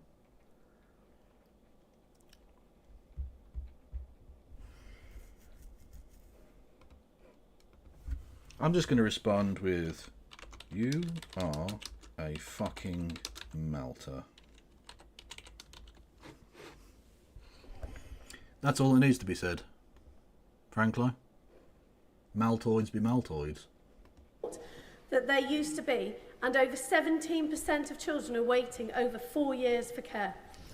Recently, I was made aware of one child who had had 9 home placements before the end of Key Stage 1. Can the Prime Minister ensure that there will be a robust system to provide consistent and swift care when needed? Yeah. Well, I'm grateful to her for raising this issue because, Mr. Speaker, every single child deserves the best start in life. And there are... Except, of course, if they've already got 2 siblings, in which case they get no money from the state because 2-child benefit cap forever. Vote change. Fucking absolute cunt. Thank you, Stu the Viking Bear President, for remembering. I'm going to call it remembering on YouTube. Much love. Much love. Far too many shocking cases of children being let down.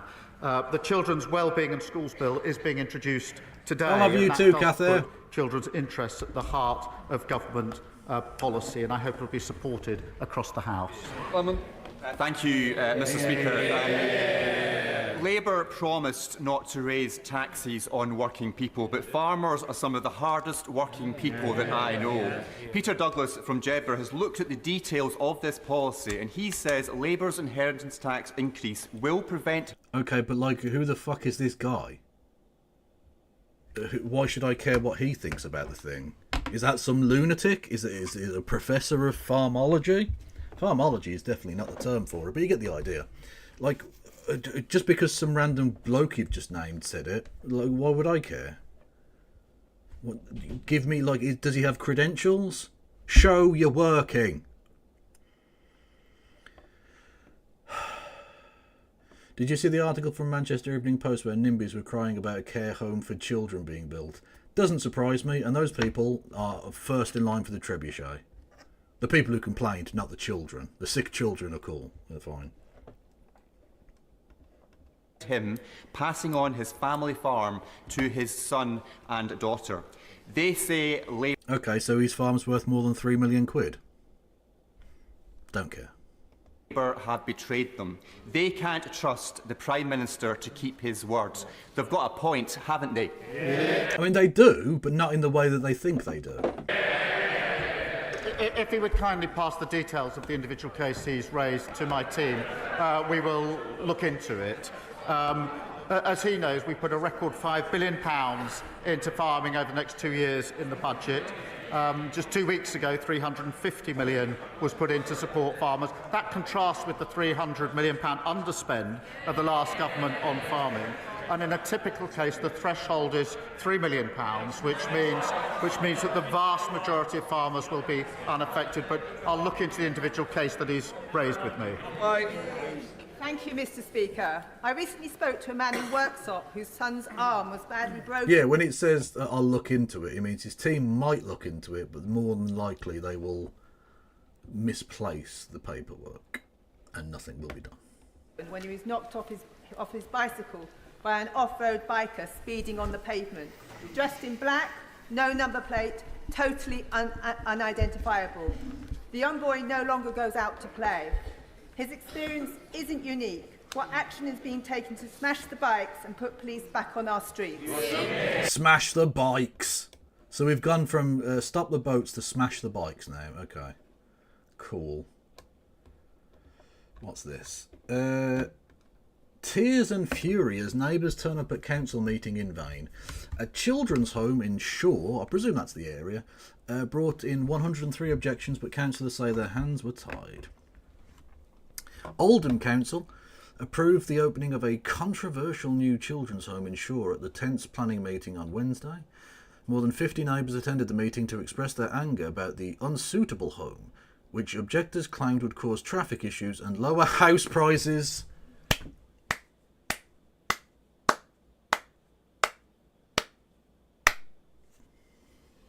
I'll stop you there. You're actually quite evil. I hope you know that. These are some of the most vulnerable people that exist in our society. These are children who have had the worst possible starts to life that you could only have dreamt of how bad in your worst nightmares. Something that you wouldn't wish upon the children of your enemies, let alone your own, or indeed yourself. And you want them to just fuck off into the distance or something, go over there and be broken because of your fucking house prices.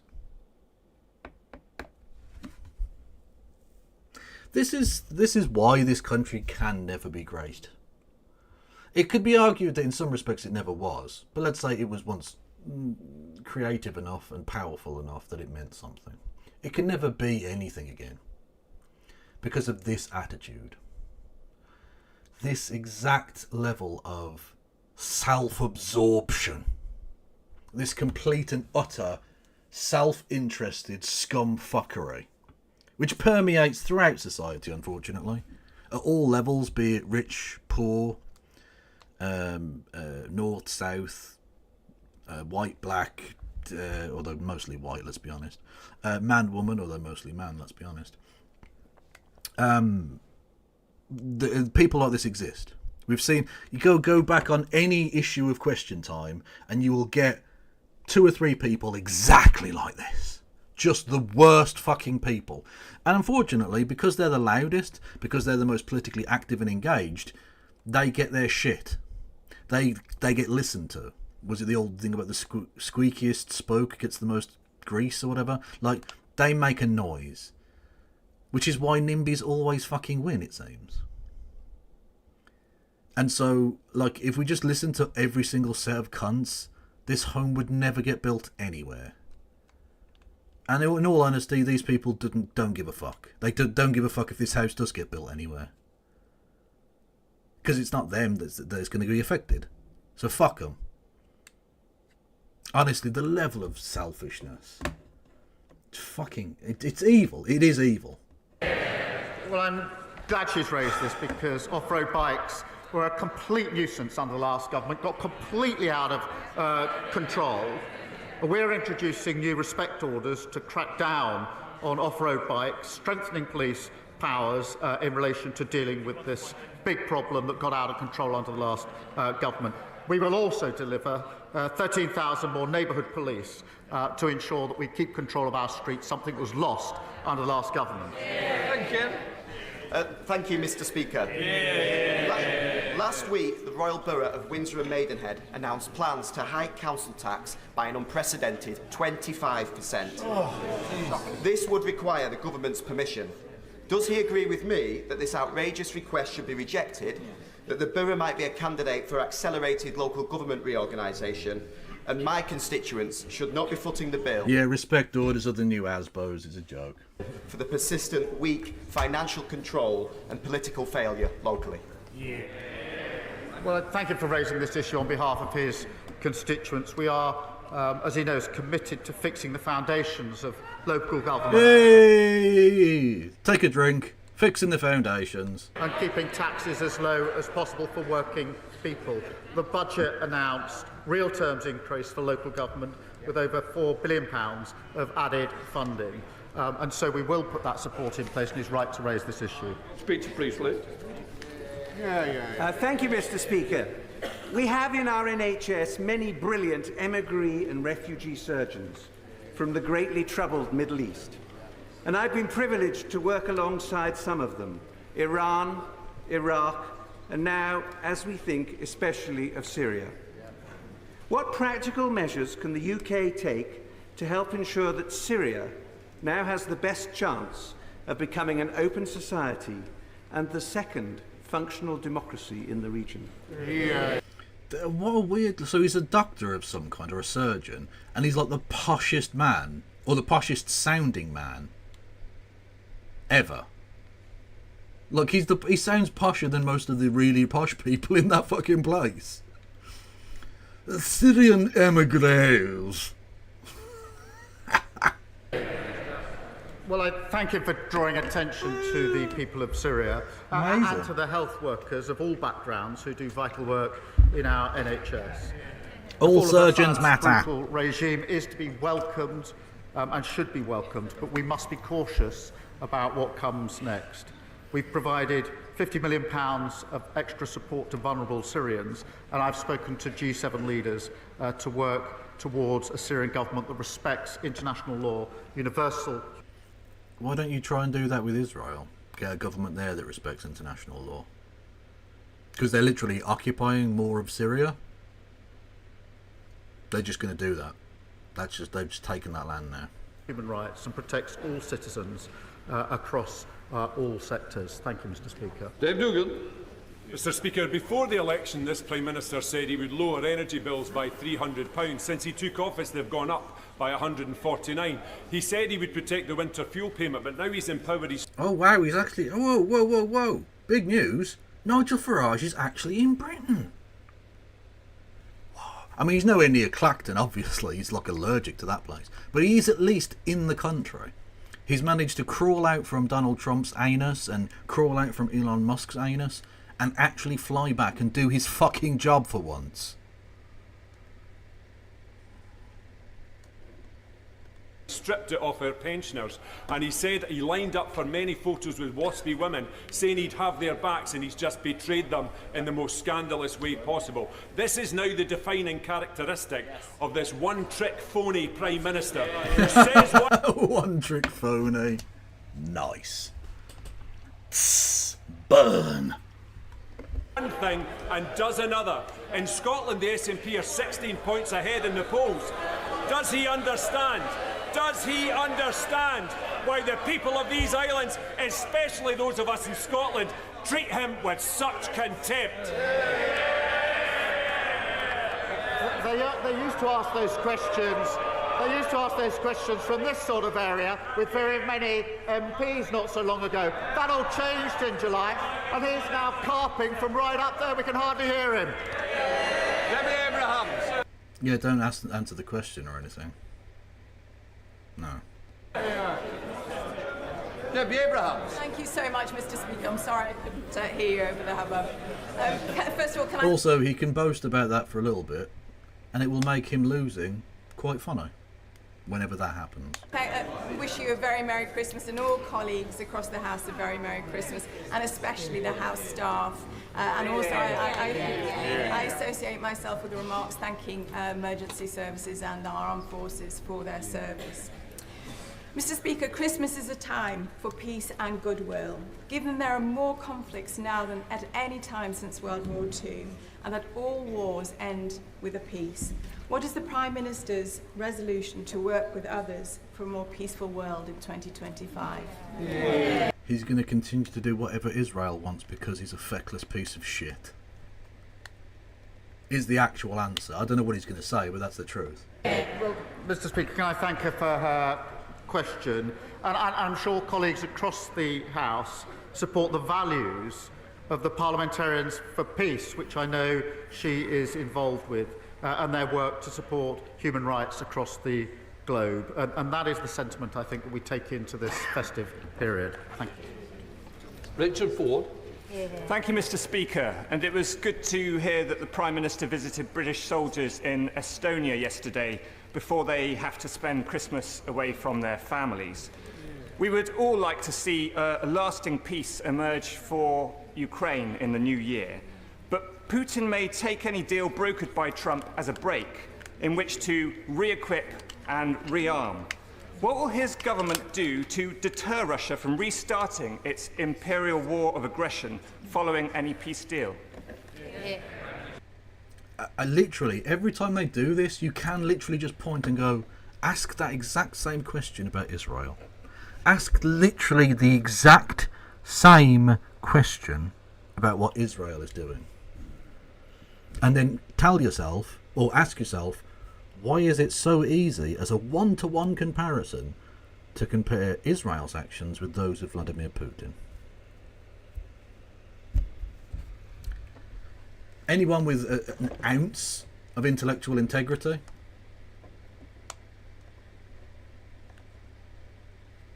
An ounce of intellectual curiosity would have to come to that same conclusion, I think.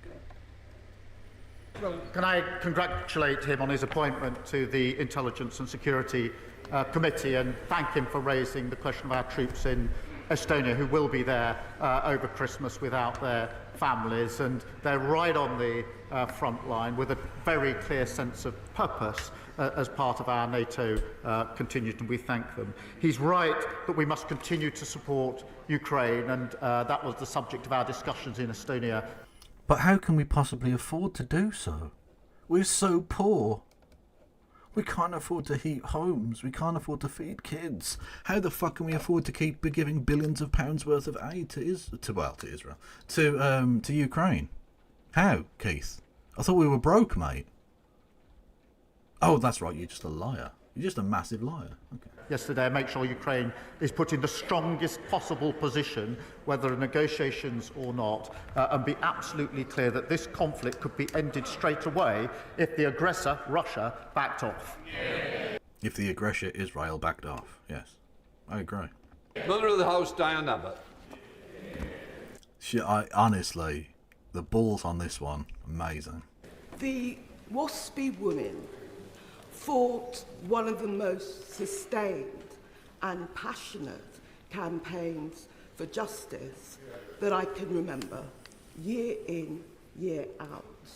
We did promise them that we would give them justice.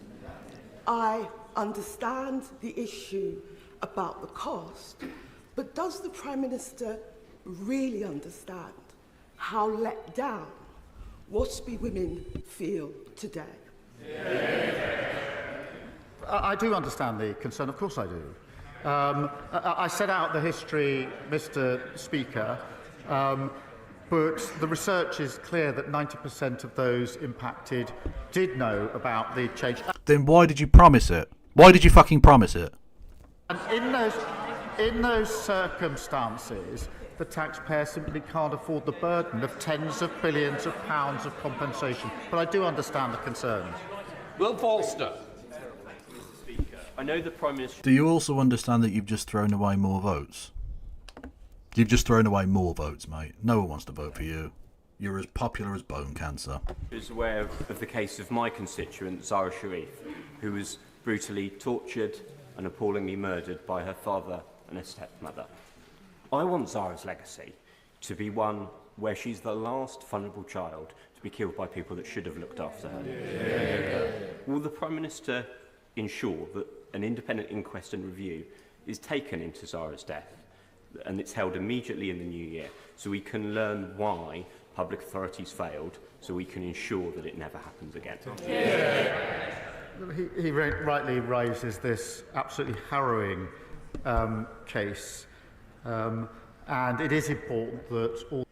Keith is never more less appropriate for the role of Prime Minister when he has to be like legitimately emotional and passionate about a really tentative and like sensitive topic, like say the death of a child because of torture and neglect from their parents or their carers, or like a terrorist incident, or like some really emotive, sensitive topic, because he's just a middle manager. He's just a worthless sack of shit in a suit who the Labour right have pushed out there and has become Prime Minister. He is completely unsuited for the role. He has no gravitas whatsoever, and no one trusts a fucking word he says. All the lessons are learned. There is an independent process going on, but we must be clear about overhauling children's social care to keep young people safe, and looking again about the framework for homeschooling, amongst other things. So we need to learn those lessons. We are taking steps. There is a process going on at the moment, and I'll update the House in due course. Alan Strickland. Thank you, Mr. Speaker. Can I thank the Prime Minister for the leadership he has shown in securing the £500 million. So this question is going to be sucking off the Prime Minister, I think. Deal to secure the future of the Hitachi rail factory in my constituency. A factory left in the lurch by the party opposite for years. And does he agree? Will he agree with me that what we also need is a long-term plan for our proud high-tech rail manufacturing to drag it out of the mire it was left in by the Tories? Thank you for that question. They really shouldn't groan. I went up to the Hitachi factory earlier this year before the election. The workforce were extremely anxious about the situation because they feared that there would be a gap between contracts. This is a gap that might mean people aren't going to get laid off, and he's chuntering from a sitting position, unable to understand the impact. Wow, he's learned. Mr. Speaker, he's learned the word chuntering in the last fortnight. Lovely. The workforce were extremely anxious about the situation when I saw them, because they knew if their colleagues were laid off, then that would be bad for their colleagues in their community, and it would mean that they might go and get other jobs and not be able to come back if there was a new contract. I said then that I would do everything I could to ensure that we filled that gap, and I'm very pleased that just the other week we were able to say that there's a contract, and I went back up there to speak to the same workforce, and I can say they were very pleased that they don't now have those anxieties. They should be ashamed of their chuntering. Final question, Dr. Luke Evans. Thank you, Mr. Speaker. As it's Christmas, will the Prime Minister join me in congratulating Chris Middleton, who wrote a charity song to support Age UK, which has already raised £10,000. What's even better is it's likely to beat the leader of the Lib Dems and his single to #1 this year, proving yet again that the Lib Dems can't win. It's something I think... That's pretty good. Although you know how the Lib Dems have a thing where they lie about, only the Lib Dems can win here when they've been in like 5th place. They should do that with the charts and just be like, only the Lib Dems can get #1 here. They should do that. What was the song for Age UK? That sounds like it could be interesting. Does anyone have a link to that song? I didn't even know it was a thing. Something I hope we can both agree on.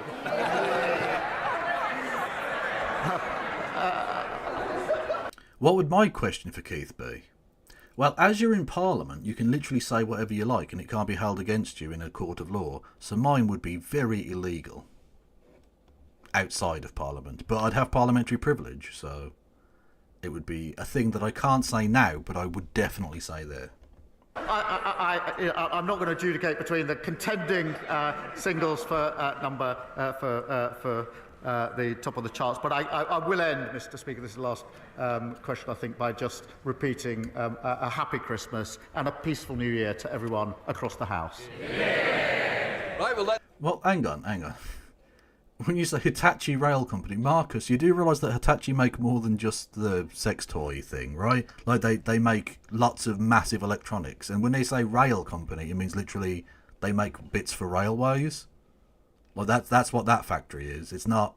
It doesn't mean running a rail or running a train on a person. That's not the thing at all. Yeah. Anyway, I did just want to bring this to you, as we were briefly talking about former members of the House of Commons, including Nadine Dorries, who wrote this amazing piece for the Daily Mail. Prince Andrew received endorsement. Royals should find a place for Andrew at Christmas. So this is Prince Andrew, the sweaty nonce. He is a pedophile. I'm just going to come out and say that. And if he wishes to sue me, by all means do. That would be very fun. You are a pederast. You raped children. Your now dead mother paid £12 million to silence, or at least buy the silence, of one of your victims. With public money. Cal surprise. He is a pedophile. Everyone knows that. Everyone absolutely knows that. awful human being. Also, it was outed this week, had a close personal working relationship with someone who's just been expelled as a Chinese spy. Or to use the George Galloway phrase, a Chinaman spy. So, an all-round terrible human being. Nadine Dorries is incredibly transphobic. So when she says that she's doing that to defend the women and girls, I do just want to point out that she's pro-pederast, as long as that pederast is a part of the upper echelon of British society. Fantastic work, Nadine. Thank you very, very fucking much. Let the front benches change up. Petsotic UK, hello there. You should hit the follow button, and obviously vote green as the thing suggests. There was one more thing I did want to take a look at. So this is the kind of slop portion of tonight's proceedings. Okay, this was suggested in the Discord. By the way, everyone should go and follow my Discord, or not follow the Discord, join the Discord, right? It's called "How Woke Can I Go Before Elon Bans?" So we all know the app for. Shut up! I'm talking. Anyway, and yeah, this might be fun. I don't know. So we all know the app, formerly known as Twitter, is supposed to be a platform that promotes free speech. But how much lol free speech is actually tolerated when it's from a leftist perspective? Well, today, I'm on a mission to answer this question by posting strictly woke content to see how long it takes for my far-left account to get banned. But here's the thing. Throughout this experiment, my tweets will become progressively more, well, progressive. Every day, we'll get more and more woke until, who knows, we might go so far left that we wrap around to the far right. Oh, and don't worry, we'll be pissing off a lot of right-wingers along the way. But the main goal of this is to find out if Twitter is silencing those who have an opposing ideology to Elon Musk. We've all noticed that ever since Elon took over Twitter, he has made it pretty clear that he wants it to be a safe haven for free speech. On their blog, they even have stated, "We believe Twitter users have the right to express their opinions and ideas without fear." But that's obviously not true. He obviously doesn't believe that. Clearly and obviously. But as they mentioned woke, and I do like to do woke watch, where we talk about examples of what the right wing think woke is. And apparently, going to bed 20 minutes earlier is now woke. The UK goes woke as average Briton ditches late night for early mornings by going to sleep 20 minutes earlier than in 2020. So apparently, a good night's sleep is woke. Getting a good night's sleep is now woke. I mean, do I need to say any more? It's an utterly worthless phrase. It means nothing. These people are a fucking joke. Fear of censorship. But what that means in practice is a bit of a gray area, especially when it comes to left-leaning views. Some users argue that these moderation policies seem a bit lopsided, to say the least, and that Elon has transformed Twitter into a refuge for racists, misogynists, and fascists, amplifying far-right propaganda and playing a key role in Trump's re-election, to say the most. Yeah, that. So, let's find out if my right to free speech still applies when I criticize everything this guy believes in. Hey, it's been a minute, and today, I'm going to see if Twitter bans me for being too woke. Alright, let's get my profile set up. Let's do January 6th. Seems like a good date. Alright, username. Alright, we need to think of something leftist, a little woke. Maybe like Noam Chomsky. Noam Chomsky. Beautiful. I do like those sort of silly names that you get. Leon Thotsky is one of my personal favourites.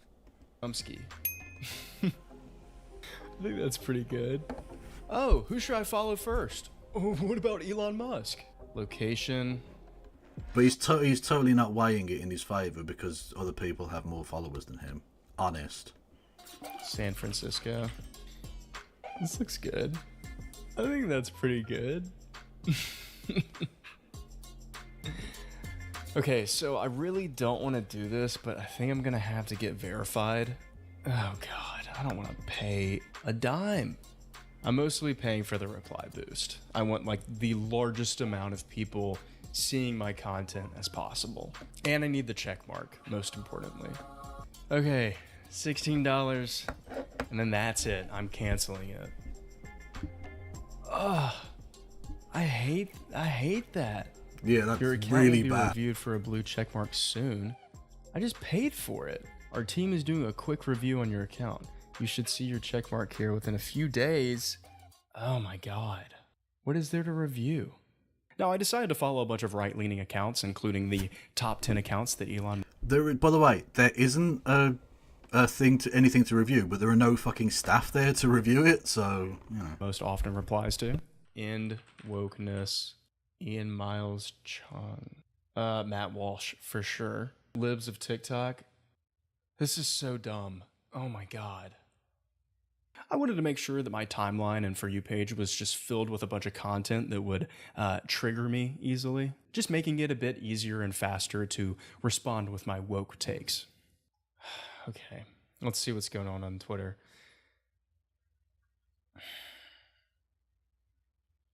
I hate this so much. I already want to start responding to him. I love how the Trump-controlled federal government plans to spend our tax dollars to fund essentially a meme. Doge, instead of funding plans to combat the most salient threat to our planet, climate change. Post. What if that gets me banned? My very first tweet. Some quick background on my personal experience with Twitter. It really was my go-to social media platform from like 2014 to 2020. And during lockdown, I realized I was on it just way too much, so I did the healthy thing and switched to YouTube and spent too much time on there instead. All of this is to say that I haven't used Twitter in like 4 years, but I have stayed up to date with Elon's takeover of the platform. Joseph Stealing is quite a nice one. I like that. Yes, so, by the way, no one's taking me up on my tongue punch Sonic thing. It's just one super chat, everyone, on YouTube. It's almost like you don't want to see me kiss a doll on stream, which is, I mean, it's strange to me that would be a thing. Surely. Anyway. And its overall shift to the right. So overall, this kind of feels like a welcome home party. Except my home was bought by a billionaire, and he painted all the walls black and clogged up all the toilets and invited a bunch of racist people over to sleep on the couch for a while. I can't wait. Who should Matt Gaetz go after first? Probably himself. Okay, so according to the Reddit user FEDart, Elon's average tweets per day, or TPD, is around 67. So, to compete with the tweet master. So, like, he's not doing any work. In between taking drugs and tweeting, there's no way he gets any actual work done, right? At all. Himself, I'm gonna aim for a TPD, tweets per day, around 68 or 70. Somewhere in there. Now, you're probably thinking, dang, that's a lot of tweeting. I'm sure he's probably gonna automate that with AI or something. No, that would be too easy, and also make for a really boring video, and I know this might be a kind of controversial take, but I don't really think using AI to create content is very cool. Hot take. Okay, I need to start tweeting a lot more. I have like 67 more tweets to go. Now, for the first few days, I wanted to start off with some mild leftist political views. This included tweets centered around fair wages. I wonder if Trump's pick for the Department of Labor will expand paid family leave. Oh, sorry, typo. I wonder if Trump's pick for the Department of Labor will abolish the Department of Labor. Climate change. Trump's new pick to run the department in charge of disaster recovery is skeptical of climate change. Climate change. You know, the thing that causes natural disasters. And of course, constant digs at right-wingers on Twitter. I responded to this tweet and said, Allergan's stock just shot up 27%. Shout out to all the little Botox boys out there. Allergan, or Allergen, is the company that makes Botox, by the way. Oh, God, he's so creepy looking. How the fuck did anyone vote for this creature? He looks like a mannequin gone wrong. It's a melted fucking Two Swords waxwork of someone normal. This tweet had some levels to it, and I don't really think people got it besides me, so that's okay. You know, we're doing our best. We're trying. I think that everything I posted on this first day could have been retweeted by your most basic Democrat or slightly left-leaning person. Can you spot the difference? Department of Defense 2024. Department of Defense 2025. One has a tattoo. So I ended day one with 1 like, 0 followers, and 42 tweets in total. My TPD was a little bit lower than I was aiming for, so I decided I'd just crank it up more the next day. Oh, and the approval of my blue check mark that I already paid for was still pending. Well, considering some people have been waiting for the cars they already paid for many years, I wouldn't hold my breath, champ. Just saying. I think that once I am approved and get the blue check mark, my posts will be sort of elevated to other accounts. But for now, it seems like they're not really getting too many impressions on the platform. Okay, so slow start to day one, but that was kind of expected with more of the mild leftist takes. So let's crank things up a bit and head on into... Alright, day two. This is when I realized that Twitter had become something unrecognizable to what it looked like back in 2020 when I left. Okay, so let's do some more tweeting. If people didn't start families in poverty, the human species would no longer exist. God, I hate Matt Walsh so much. You're such a baby. Of course, there's copious amounts of misinformation and bigotry that, I'll say it, is pretty fun to call out and debunk. This I can't stand. Which country spends the most on healthcare per capita? The United States. But this isn't socialized medicine. This is private medicine. It's not like the government... Yeah, you spend more on fucking... hang on, what kind of dunk is that from a rightist? Like, yeah, you spend more on healthcare, far more than any other country, and get worse outcomes. Which means your system is shit. So shit that people start fucking shooting dead CEOs in the street. Just saying. Government is spending that much. It would be cheaper to have socialized medicine in the US than... Alright, I'm about to respond to it. Here are the facts. Medicare for all will cost less than our current system. A recent study by Yale epidemiologists found that Medicare for all would save around 68,000 lives a year while reducing US healthcare spending by around 13% or $450 billion a year. Idiot. Owned that one, rabbit hole. More like stupid idiot hole. But after a while, it all just kind of started to rain on me.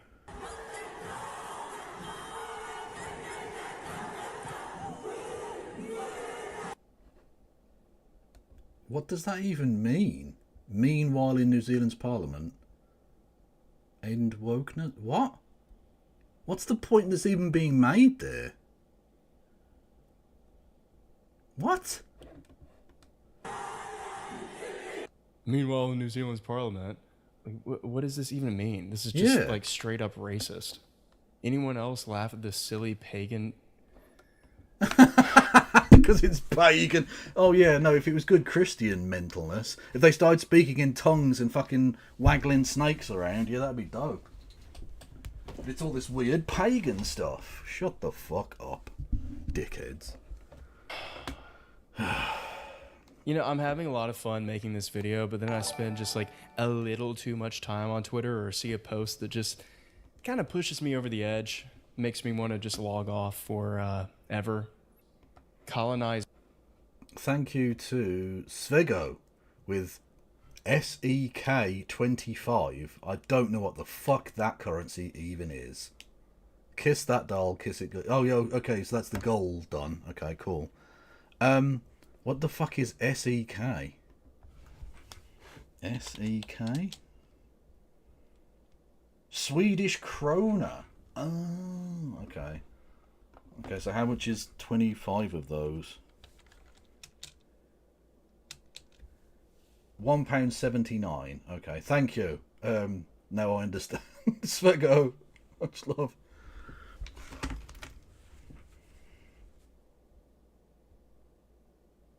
Oh, it's weird. I don't want to do it.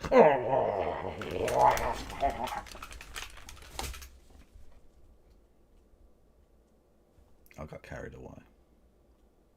I'm sorry. Fucking headphones came up as well. Bollocks. Oh, these are fucking busted, man. Jesus Christ. That was gross. Sweaty. The blossoming of true love. True, yeah. Look, don't be worried next time if there's like a hole at the back. Just saying. How much to fucking... You don't need to pay me for that. Is more. Dude. Alright, come on. Like, what do you even say to these people? The indigenous people of New Zealand, the Maori, are just part of Parliament, which makes sense because... I don't think my mum even knows what Shadow the Hedgehog is. I don't really know what Shadow the Hedgehog is. They are the original people of the island of New Zealand, or the two islands. Like, what is wrong with them being part of their own government? Like, yeah, they were just doing the hacker, yeah. If that makes you mad, then, like, something is the wrong. New Zealand fucking rugby team do that before each game. Like, that's not a controversial or weird thing in New Zealand. Wrong with you? That's not normal to be, like, pissed off at this. I ended up having to throw in the towel for the day and decided to recharge for hopefully a better tomorrow. Has anyone seen Dr. Fauci recently? Someone is looking for him. Oh, whoa. What, to give him polio? It wasn't better. How's everyone doing out there? I'm not even a Sonic fan. That's literally the point of the bit. I'm not a Sonic fan. Day 3, and I have some very exciting news to share. I got a blue check mark that I am paying $16 a month for. So, I think at the end of day 2, I have So it's about not even $83 $8 in total. Hang on. So there was an $8. Is there an $8? I don't even know. Let me have a look on my Twitter. Where's the premium? Here we go. What are the options on premium? Because I thought it was $8. Hang on. So there's $3.20, which is the basic one, which is small reply boost, encrypted direct messages, bookmark folders, highlights, edit post, post longer videos, longer posts. Then there's a free trial. Okay. First of all, $100 a year. So yeah, that is about $8 a month, isn't it? That's half of the ads in 4 years. So you still have ads. So even if you pay for it, you still have ads. You just have half the number of ads, even if you're paying for it. And then there's Premium Plus, which is $200, which is the $16 a month option, which is fully ad free. Largest reply boost, write articles, and what the fuck is radar? Experience real-time trends like never before. Access radar will roll out in phased from October 2024. I don't know, some fucking shite. Who cares? Yeah. And yeah, I got a little carried away this morning, and I am now at 141 posts total. I don't know what it is, but I think I'm getting a little addicted to the platform. Don't look now, but Trump has quietly put together the most diverse cabinet ever assembled. Really? What? Mexican veteran, heterosexual. Matt Gaetz is not heterosexual. Snack, Kennedy snack, Hawaiian snack, special needs. Imagine paying $44 billion for fans of yours to call you special needs. For fans of yours to call you that. That's what people who like you are calling you. And then it refers to... You can't buy people's genuine affection. You can't buy people's actual genuine love and affection. You can buy sycophancy in the short term. You can buy yes men, again, whilst the money's there. But you can't buy actual affection. No one really likes Elon Musk. Especially people who have met him. These women as snacks. So I responded to it and said, the only snack here is RFK's brain. Worm. That's a fucking good... That's a banger. That's a banger tweet, man. You know what? Bravo. Bravo. Can we buy your election, Kev? Almost certainly, yes. Unfortunately, yes.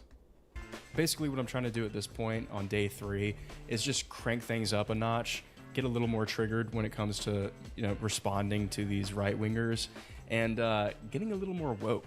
And I think things are working. I'm getting more likes. I'm getting more responses. POV, you're inside RFK Jr.'s brain. Between the election denial and making fun of the disabled, you guys are on track to storm the Capitol on January 6th. LOL. It's spelled capital. Dang. Oh God, don't do that liberal thing. I mean, that is correct. He did misspell it. But is that the point? Is that the point? Thanks. I always screw that up. Democrats made grandma say goodbye over FaceTime during COVID, and now they're crying about... Who the fuck was president during... Whoa, time out. Who was president during COVID? Because it wasn't the demon rats, was it? Separating the families of illegals. One rule for life. Always tell commies to shut the fuck up. The fuck does that mean? I thought they was gonna deport families together. Communism must be eradicated. I mean, again, brilliant spelling of eradicated. But also, like, what bit of any of that was communism? What bit? Like, what part of any of that was communism? For posterity, what's this? Oh, it's weird. I don't want to do it.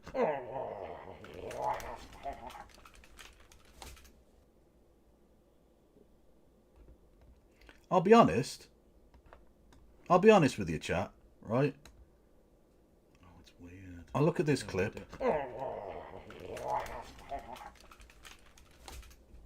I felt prouder. I mean, I felt more shameful, actually, as well. But I felt better about things in the past.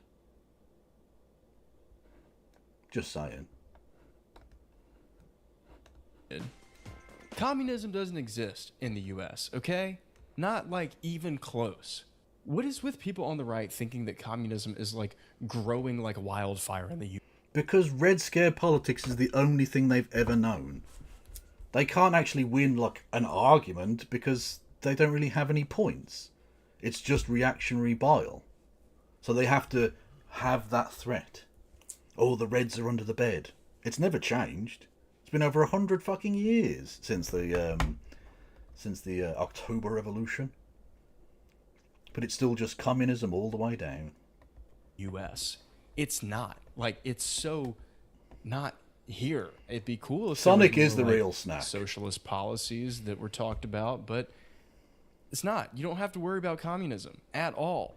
I promise you, we're not getting anything close to that. Like, you think Democrats are communists? They're, like, so pro-capitalist.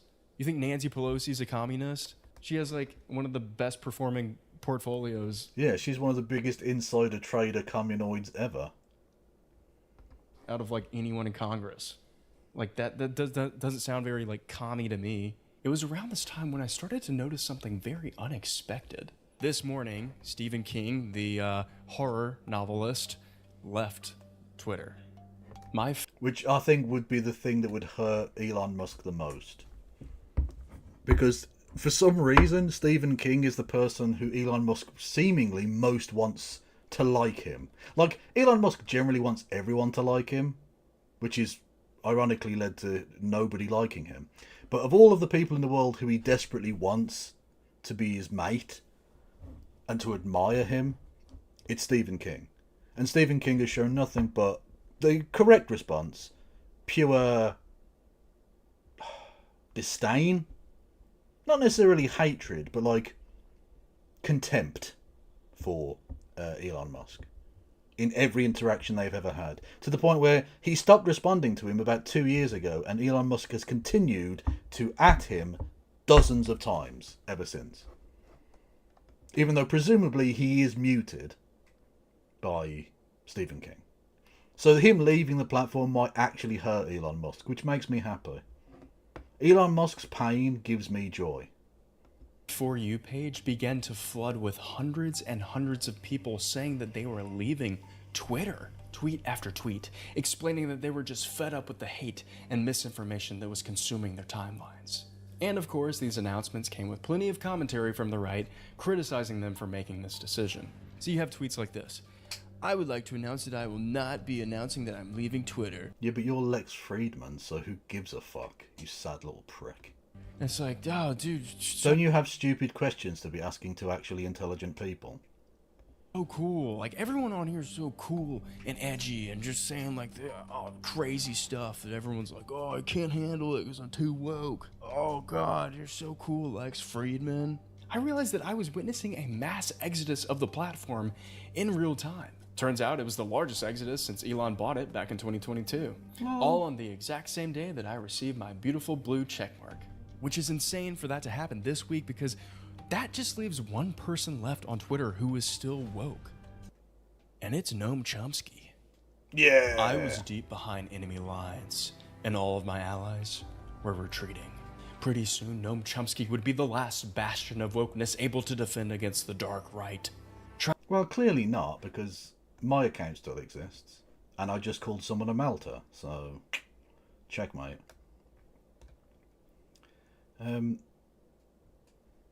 Oh God, Stephen Fry's a cunt. I hope he dies. Anyway, there you go. Leftoid, Wokerati, Diversity Hire, Antifa Super Soldier, Gender Taliban Commando, SJW, CRT, 5G, WEF agent sponsored by Klaus Schwab. So clearly not the only wokeoid, I'll have you know. Clearly not. And I even have a blue check mark with the extra words "get verified" next to it. So, who's really winning? Trying to find the light while getting lost in the dark echo chamber of hate and bigotry. What was Noam to do? Breaking. Lindsey Graham has come out against Matt Gaetz for AG. Lindsey Graham came out? Alright, it's day 4 and I'm fed up. I'm done with this. I'm about to attack every single right-winger I see. For the first time ever, 2 black women will serve in the United States Senate simultaneously. Identity politics, all the way to the bitter end. It's called democracy, you racist dingleberry. Oh, and I'm not just calling out the right today. No, it is about time I start attacking the Democrats too. Breaking. Election security experts have officially asked Biden to do an election recount on Trump's victory. They are citing potential breaches in voting machines. I responded and said, Dems didn't lose because of election interference. Dems lost because they have completely abandoned the middle class. Unless things radically change soon, the party and many politicians within it will always be captured by the corporations that they are indebted to. Oh, and I got a little extra surprise. Yeah, fair enough. For all 4 of my Twitter followers that I know they're just gonna eat up. From each according to his abilities to each according to his needs. Everyone please open your Communist Manifesto to page 1. Because it's Marxist time. Let's go! History repeats itself. First as tragedy, second as farce. Welcome to the farce. True, but that just sounds like... Don't get me wrong, that is Marxian. But like that could have been written... Like that could have been stolen by one of these fucking clout farming bot account things. Like that's some like absolute guff that a right winger would just put out there. It's the fall of Western civilization, blah, blah, blah. You know? Like, that doesn't need to be Noam Chomsky. That could be called Western underscore civilization underscore defender or something, right? And it would have like a Roman Avi statue thing there. Or Roman statue Avi. Avatar. Profile picture. Whatever. And it would be... that would still work. As a dumb tweet. Like, they wouldn't understand what it really meant, partly because it doesn't really understand anything. Like, they don't really understand things. But it would be, it's like pretentious and dumb enough that they would tweet it out there. Democrats. And then the next tweet would be like just a picture of like a 1950s family at a picket fence with like, this is what they took from you, you know. Can't be the pro-Labor Party while also being backed by billionaire donors. Again, just talking about transgender people, like 50% of all the posts on this platform is something centered around trans people, but in a very negative light, obviously. Yeah. Oh yeah, there was a trans person who played at the darts earlier today, and they decided to make that a thing.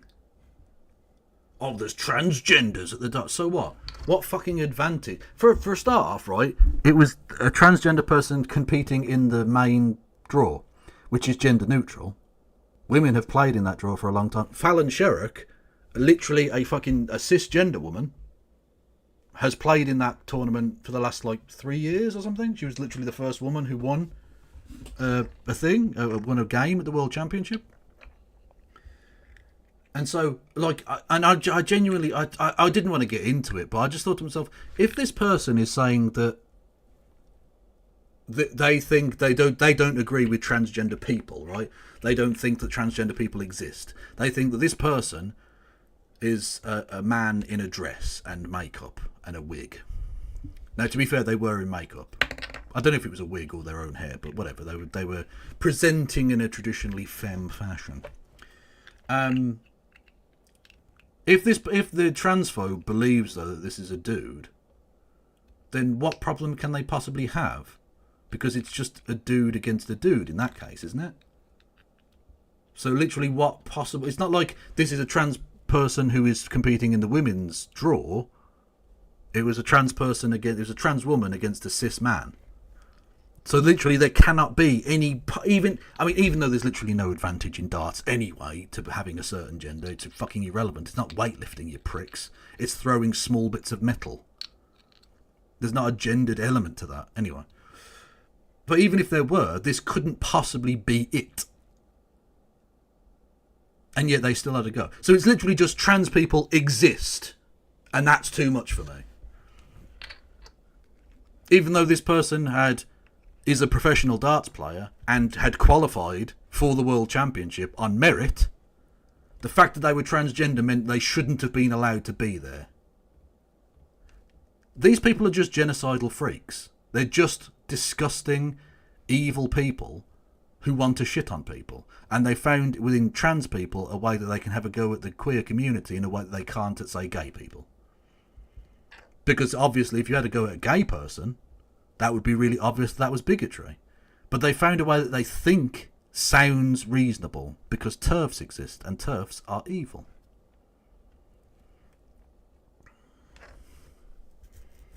Are you suggesting Phil Taylor didn't have an advantage with his level of physical perfection? Exactly. The most successful darts player ever, Phil Taylor, right? And he was clearly the greatest darts player ever. Let's say was not at the peak of physical form. The lad, he was a big un. He was a big titty boy, right? And don't get me wrong, as a fellow fatoid, I've got no problem with that. But that's Phil Taylor, the greatest darts player that ever lived. I don't think that a woman or a trans person or any other person has a inherent advantage in anything to do with this sport. It's not a sport, it's a game. It's a game I truly love, but it's just a game, it's not a sport. There's no advantage to be had there. There just isn't. They can't wrap their head around it for some reason. I just can't imagine walking down the street, seeing someone who is trans and having Kev's double. I don't know if you follow darts, and I don't know if you think that that's if that's meant to be a pun. I hope you do think that's a pun, because doubles are the numbers on the outs. The little thin strip on the outside is called a double, which is you have to hit one of those to win the leg. So Kev's double works as a double entendre, ironically, which therefore makes it a triple entendre when you think about it. Thank you, Eclaps, for gifting a sub to Super Tiny Bob. Which I know it's supposed to be 808, but it's Bob. Your name is Bob. Bob. A visceral reaction like they do. It's so, messed up. There's something broken in their brains. Yeah, if you can't tell, I'm a little triggered, so I ended up responding to a lot of people today. Imagine ever believing a 60-year-old man would win a professional boxing match. Come on, guys. Imagine believing your dumbass movie could win an Oscar. Come on, guys. So much so that my current total number of tweets is at 221. That's an average TPD of 55, which is still somehow less than Elon's. Yeah, you've got to get those numbers up. Those are rookie numbers, motherfucker. I actually don't understand how he has time to rattle off so many tweets every day. Well, he's not busy parenting or doing any job of work. Like, literally, imagine for a second there was someone taking billions of dollars in welfare, and they were a person who had had several children by several different women and took no care or attention over any of them whatsoever, had nothing to do with their lives, except when they needed something, of course. And then they sat around all day taking drugs and tweeting. Imagine if that person was black. Do you think the right wing would like that person as much as they like Elon Musk, the person I just described? Biggest welfare queen in history, everyone. Elon Musk. I guess running a car, rocket, satellite, and social media company, all while being the stand-in first lady, is actually pretty easy. Stand-in first lady. True. He moves like a 40-pound toddler with a full diaper.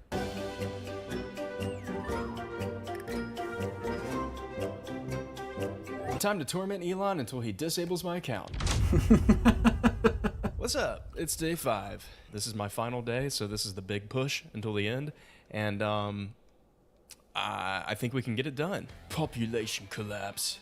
It's so funny that they're like so pro population growth, but there is loads of population growth around the world, just in countries with largely black populations, which Elon doesn't like.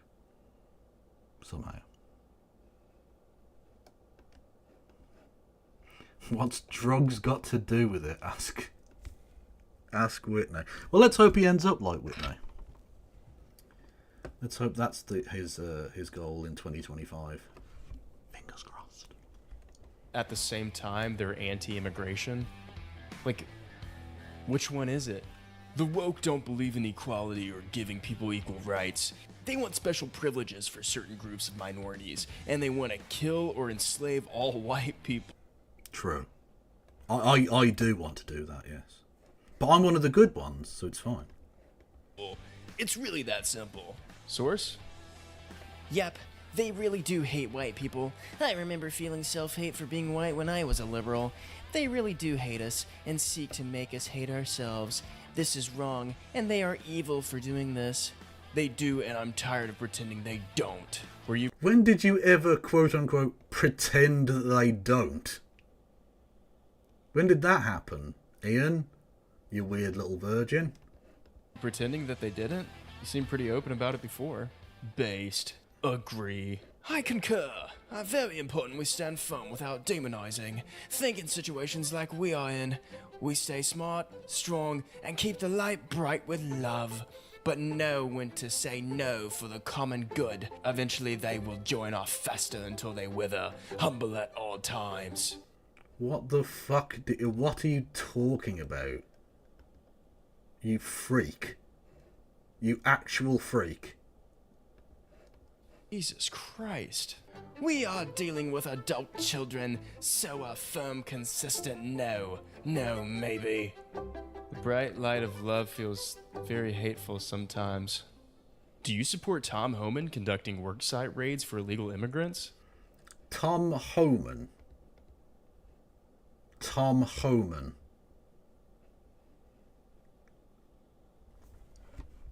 Okay. The lizard inside this human suit wanted to put Tom Human, but he's a little bit having some trouble with the typing.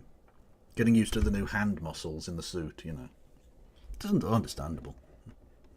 This is tricky, because this will also hurt businesses as well. They should focus on the troubles first and work their way to work sites. This gives people to get their affairs together. What are you talking about, Dada? Yeah, it will hurt businesses. Why did you vote for the deportation of 30 million people? It's not that tricky. It is simple. Do not enter this nation illegally. No excuses. Our immigration... Does that include Elon Musk and Trump's mum? Because they have both entered illegally. Trump's an anchor baby, in case you didn't realise. System has worked just fine since its inception. It needs no reform. It needs absolute enforcement. Agreed, but do we go after those who are not harming others first, or take out the bad first? They have no idea what they're talking about. No. We were watching Dada come to the realization that the deportation of every illegal migrant in the country actually hurts businesses. Because he's actually starting to have to think about it now when people are asking questions and talking about actual policy. And now he's like, now that I have to think about it a little bit harder, I'm starting to realize that, oh, wait, maybe this might negatively impact me and others in the country. Illegal is illegal. They all have to go. What they are saying is there should be a priority list.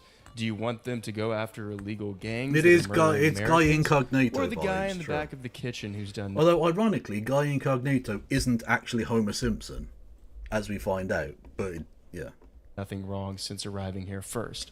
Start with the violent criminals, then proceed.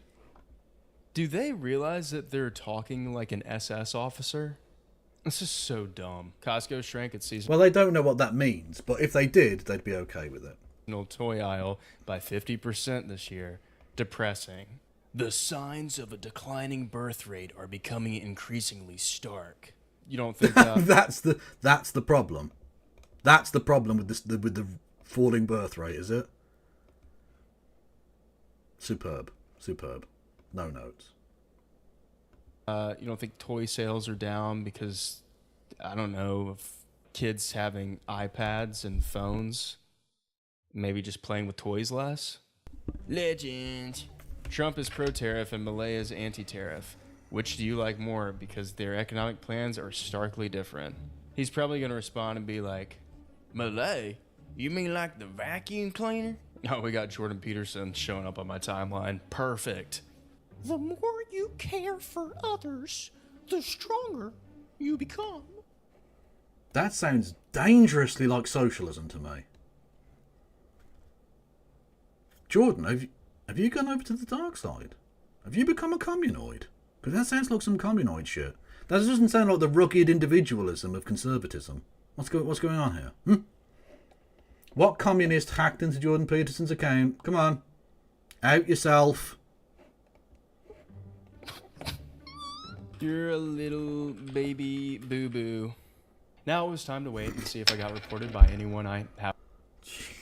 He was doing okay in some of them, but that's mank. That's just grim. Happened to piss off along the way. In total, I tweeted 278 times, leading to an average TPD of 55.6. A total of 15 accounts replied to me, and I received 21 likes and 5 followers. Now, while looking back and analyzing my Noam Chomsky profile, I realized that all of my tweets that were actually focused on leftist progressive rhetoric would only receive like 5 to 10 views. Now, of course, it takes time to organically grow any account on any social media platform, but Elon's Twitter seemed to only reward me when I was either fighting with someone or calling other users racist and dumb, which they are. And I would be lying if I said I didn't have a lot of fun doing that. But for any new user joining this free speech platform, it seems like they are almost incentivized to immediately start disagreeing with someone right off the bat. Yeah. Argument and dumb shit sells. When you don't care. Because those posts get the most traction. And yeah, I know that any controversial or hateful take will always get more attention on any social media platform. That's just how modern day algorithms work. But as I was making this video, a new study published by the Queensland University of Technology literally yesterday found that after Elon's endorsement of Trump on July 13th, 2024, Musk's post received 138% more views and 238% more retweets than before that date. This research... So he was just pushing himself even harder. What a joke. Research paper, along with reports from the Wall Street Journal and the Washington Post, suggests that Twitter adjusted its algorithm to specifically boost not only Elon's, but other right-leaning accounts on the platform. With all of this information, I feel like Elon has just created a safe... Which I could have told you anyway. Of course that's what happened. I could tell you that with my own eyes. Safe place for hateful people to say whatever they want with absolutely no consequences or backlash. Even if you agree with some of the far-right takes on Twitter, I just don't see how only being exposed to that is good for your mental health. I mean, everyone on there who is only consuming that type of content all day long must be genuinely so unhappy. True, but you don't need to do the corny voice thing, dude. They must be so unhappy. Just speak normally. It's fine. I find it really ironic how the right-wingers on here will constantly See, now he's talking normally. This is how he talks. Talk about free speech and how the left want to censor them, when the only media they consume is propaganda. And all that right-wing propaganda does is embolden an easily manipulated base into voting for more populist politicians who only care about their own self-interest. They want you to be scared of illegal migrants and trans people so you have someone to blame for why you're not happy. They're never going to follow through with a policy that would positively impact your material life. They don't care about you. And the thing is, I bet you didn't even make it this far into the video. You probably commented that I was a soy boy idiot and then clicked off. Because Elon Musk, yes, I am talking directly to you now, you don't have to ban me from Twitter. Because I'm going to do it myself. So this was pointless. X is a really dumb name. See y'all on Blue Sky, libtard.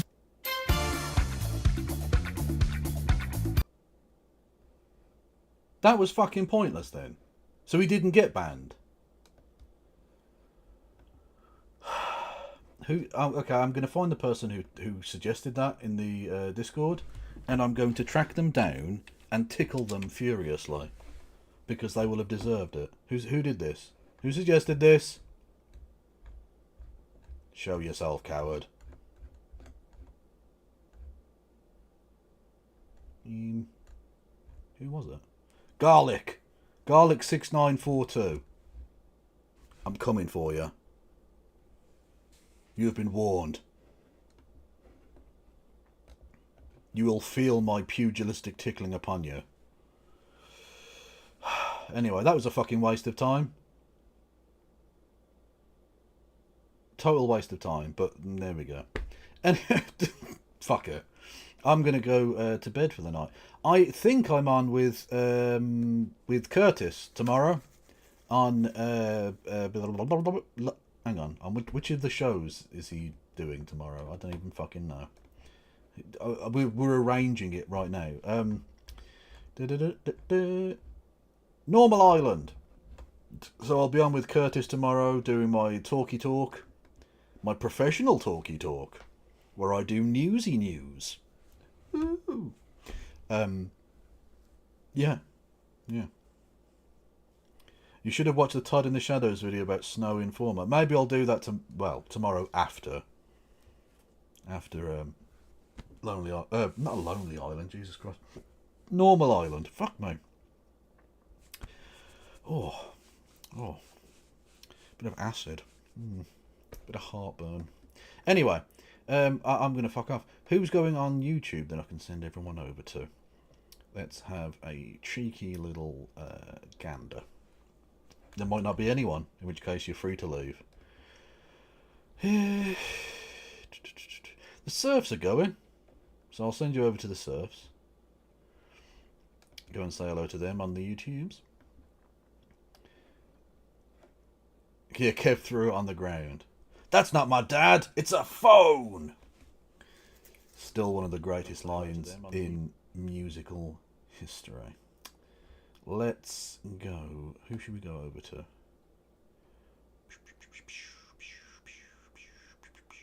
The Young Turks are going. Lol.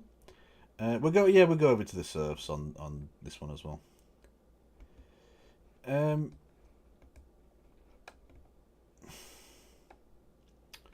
Beep beep beep boom. Surfs TV.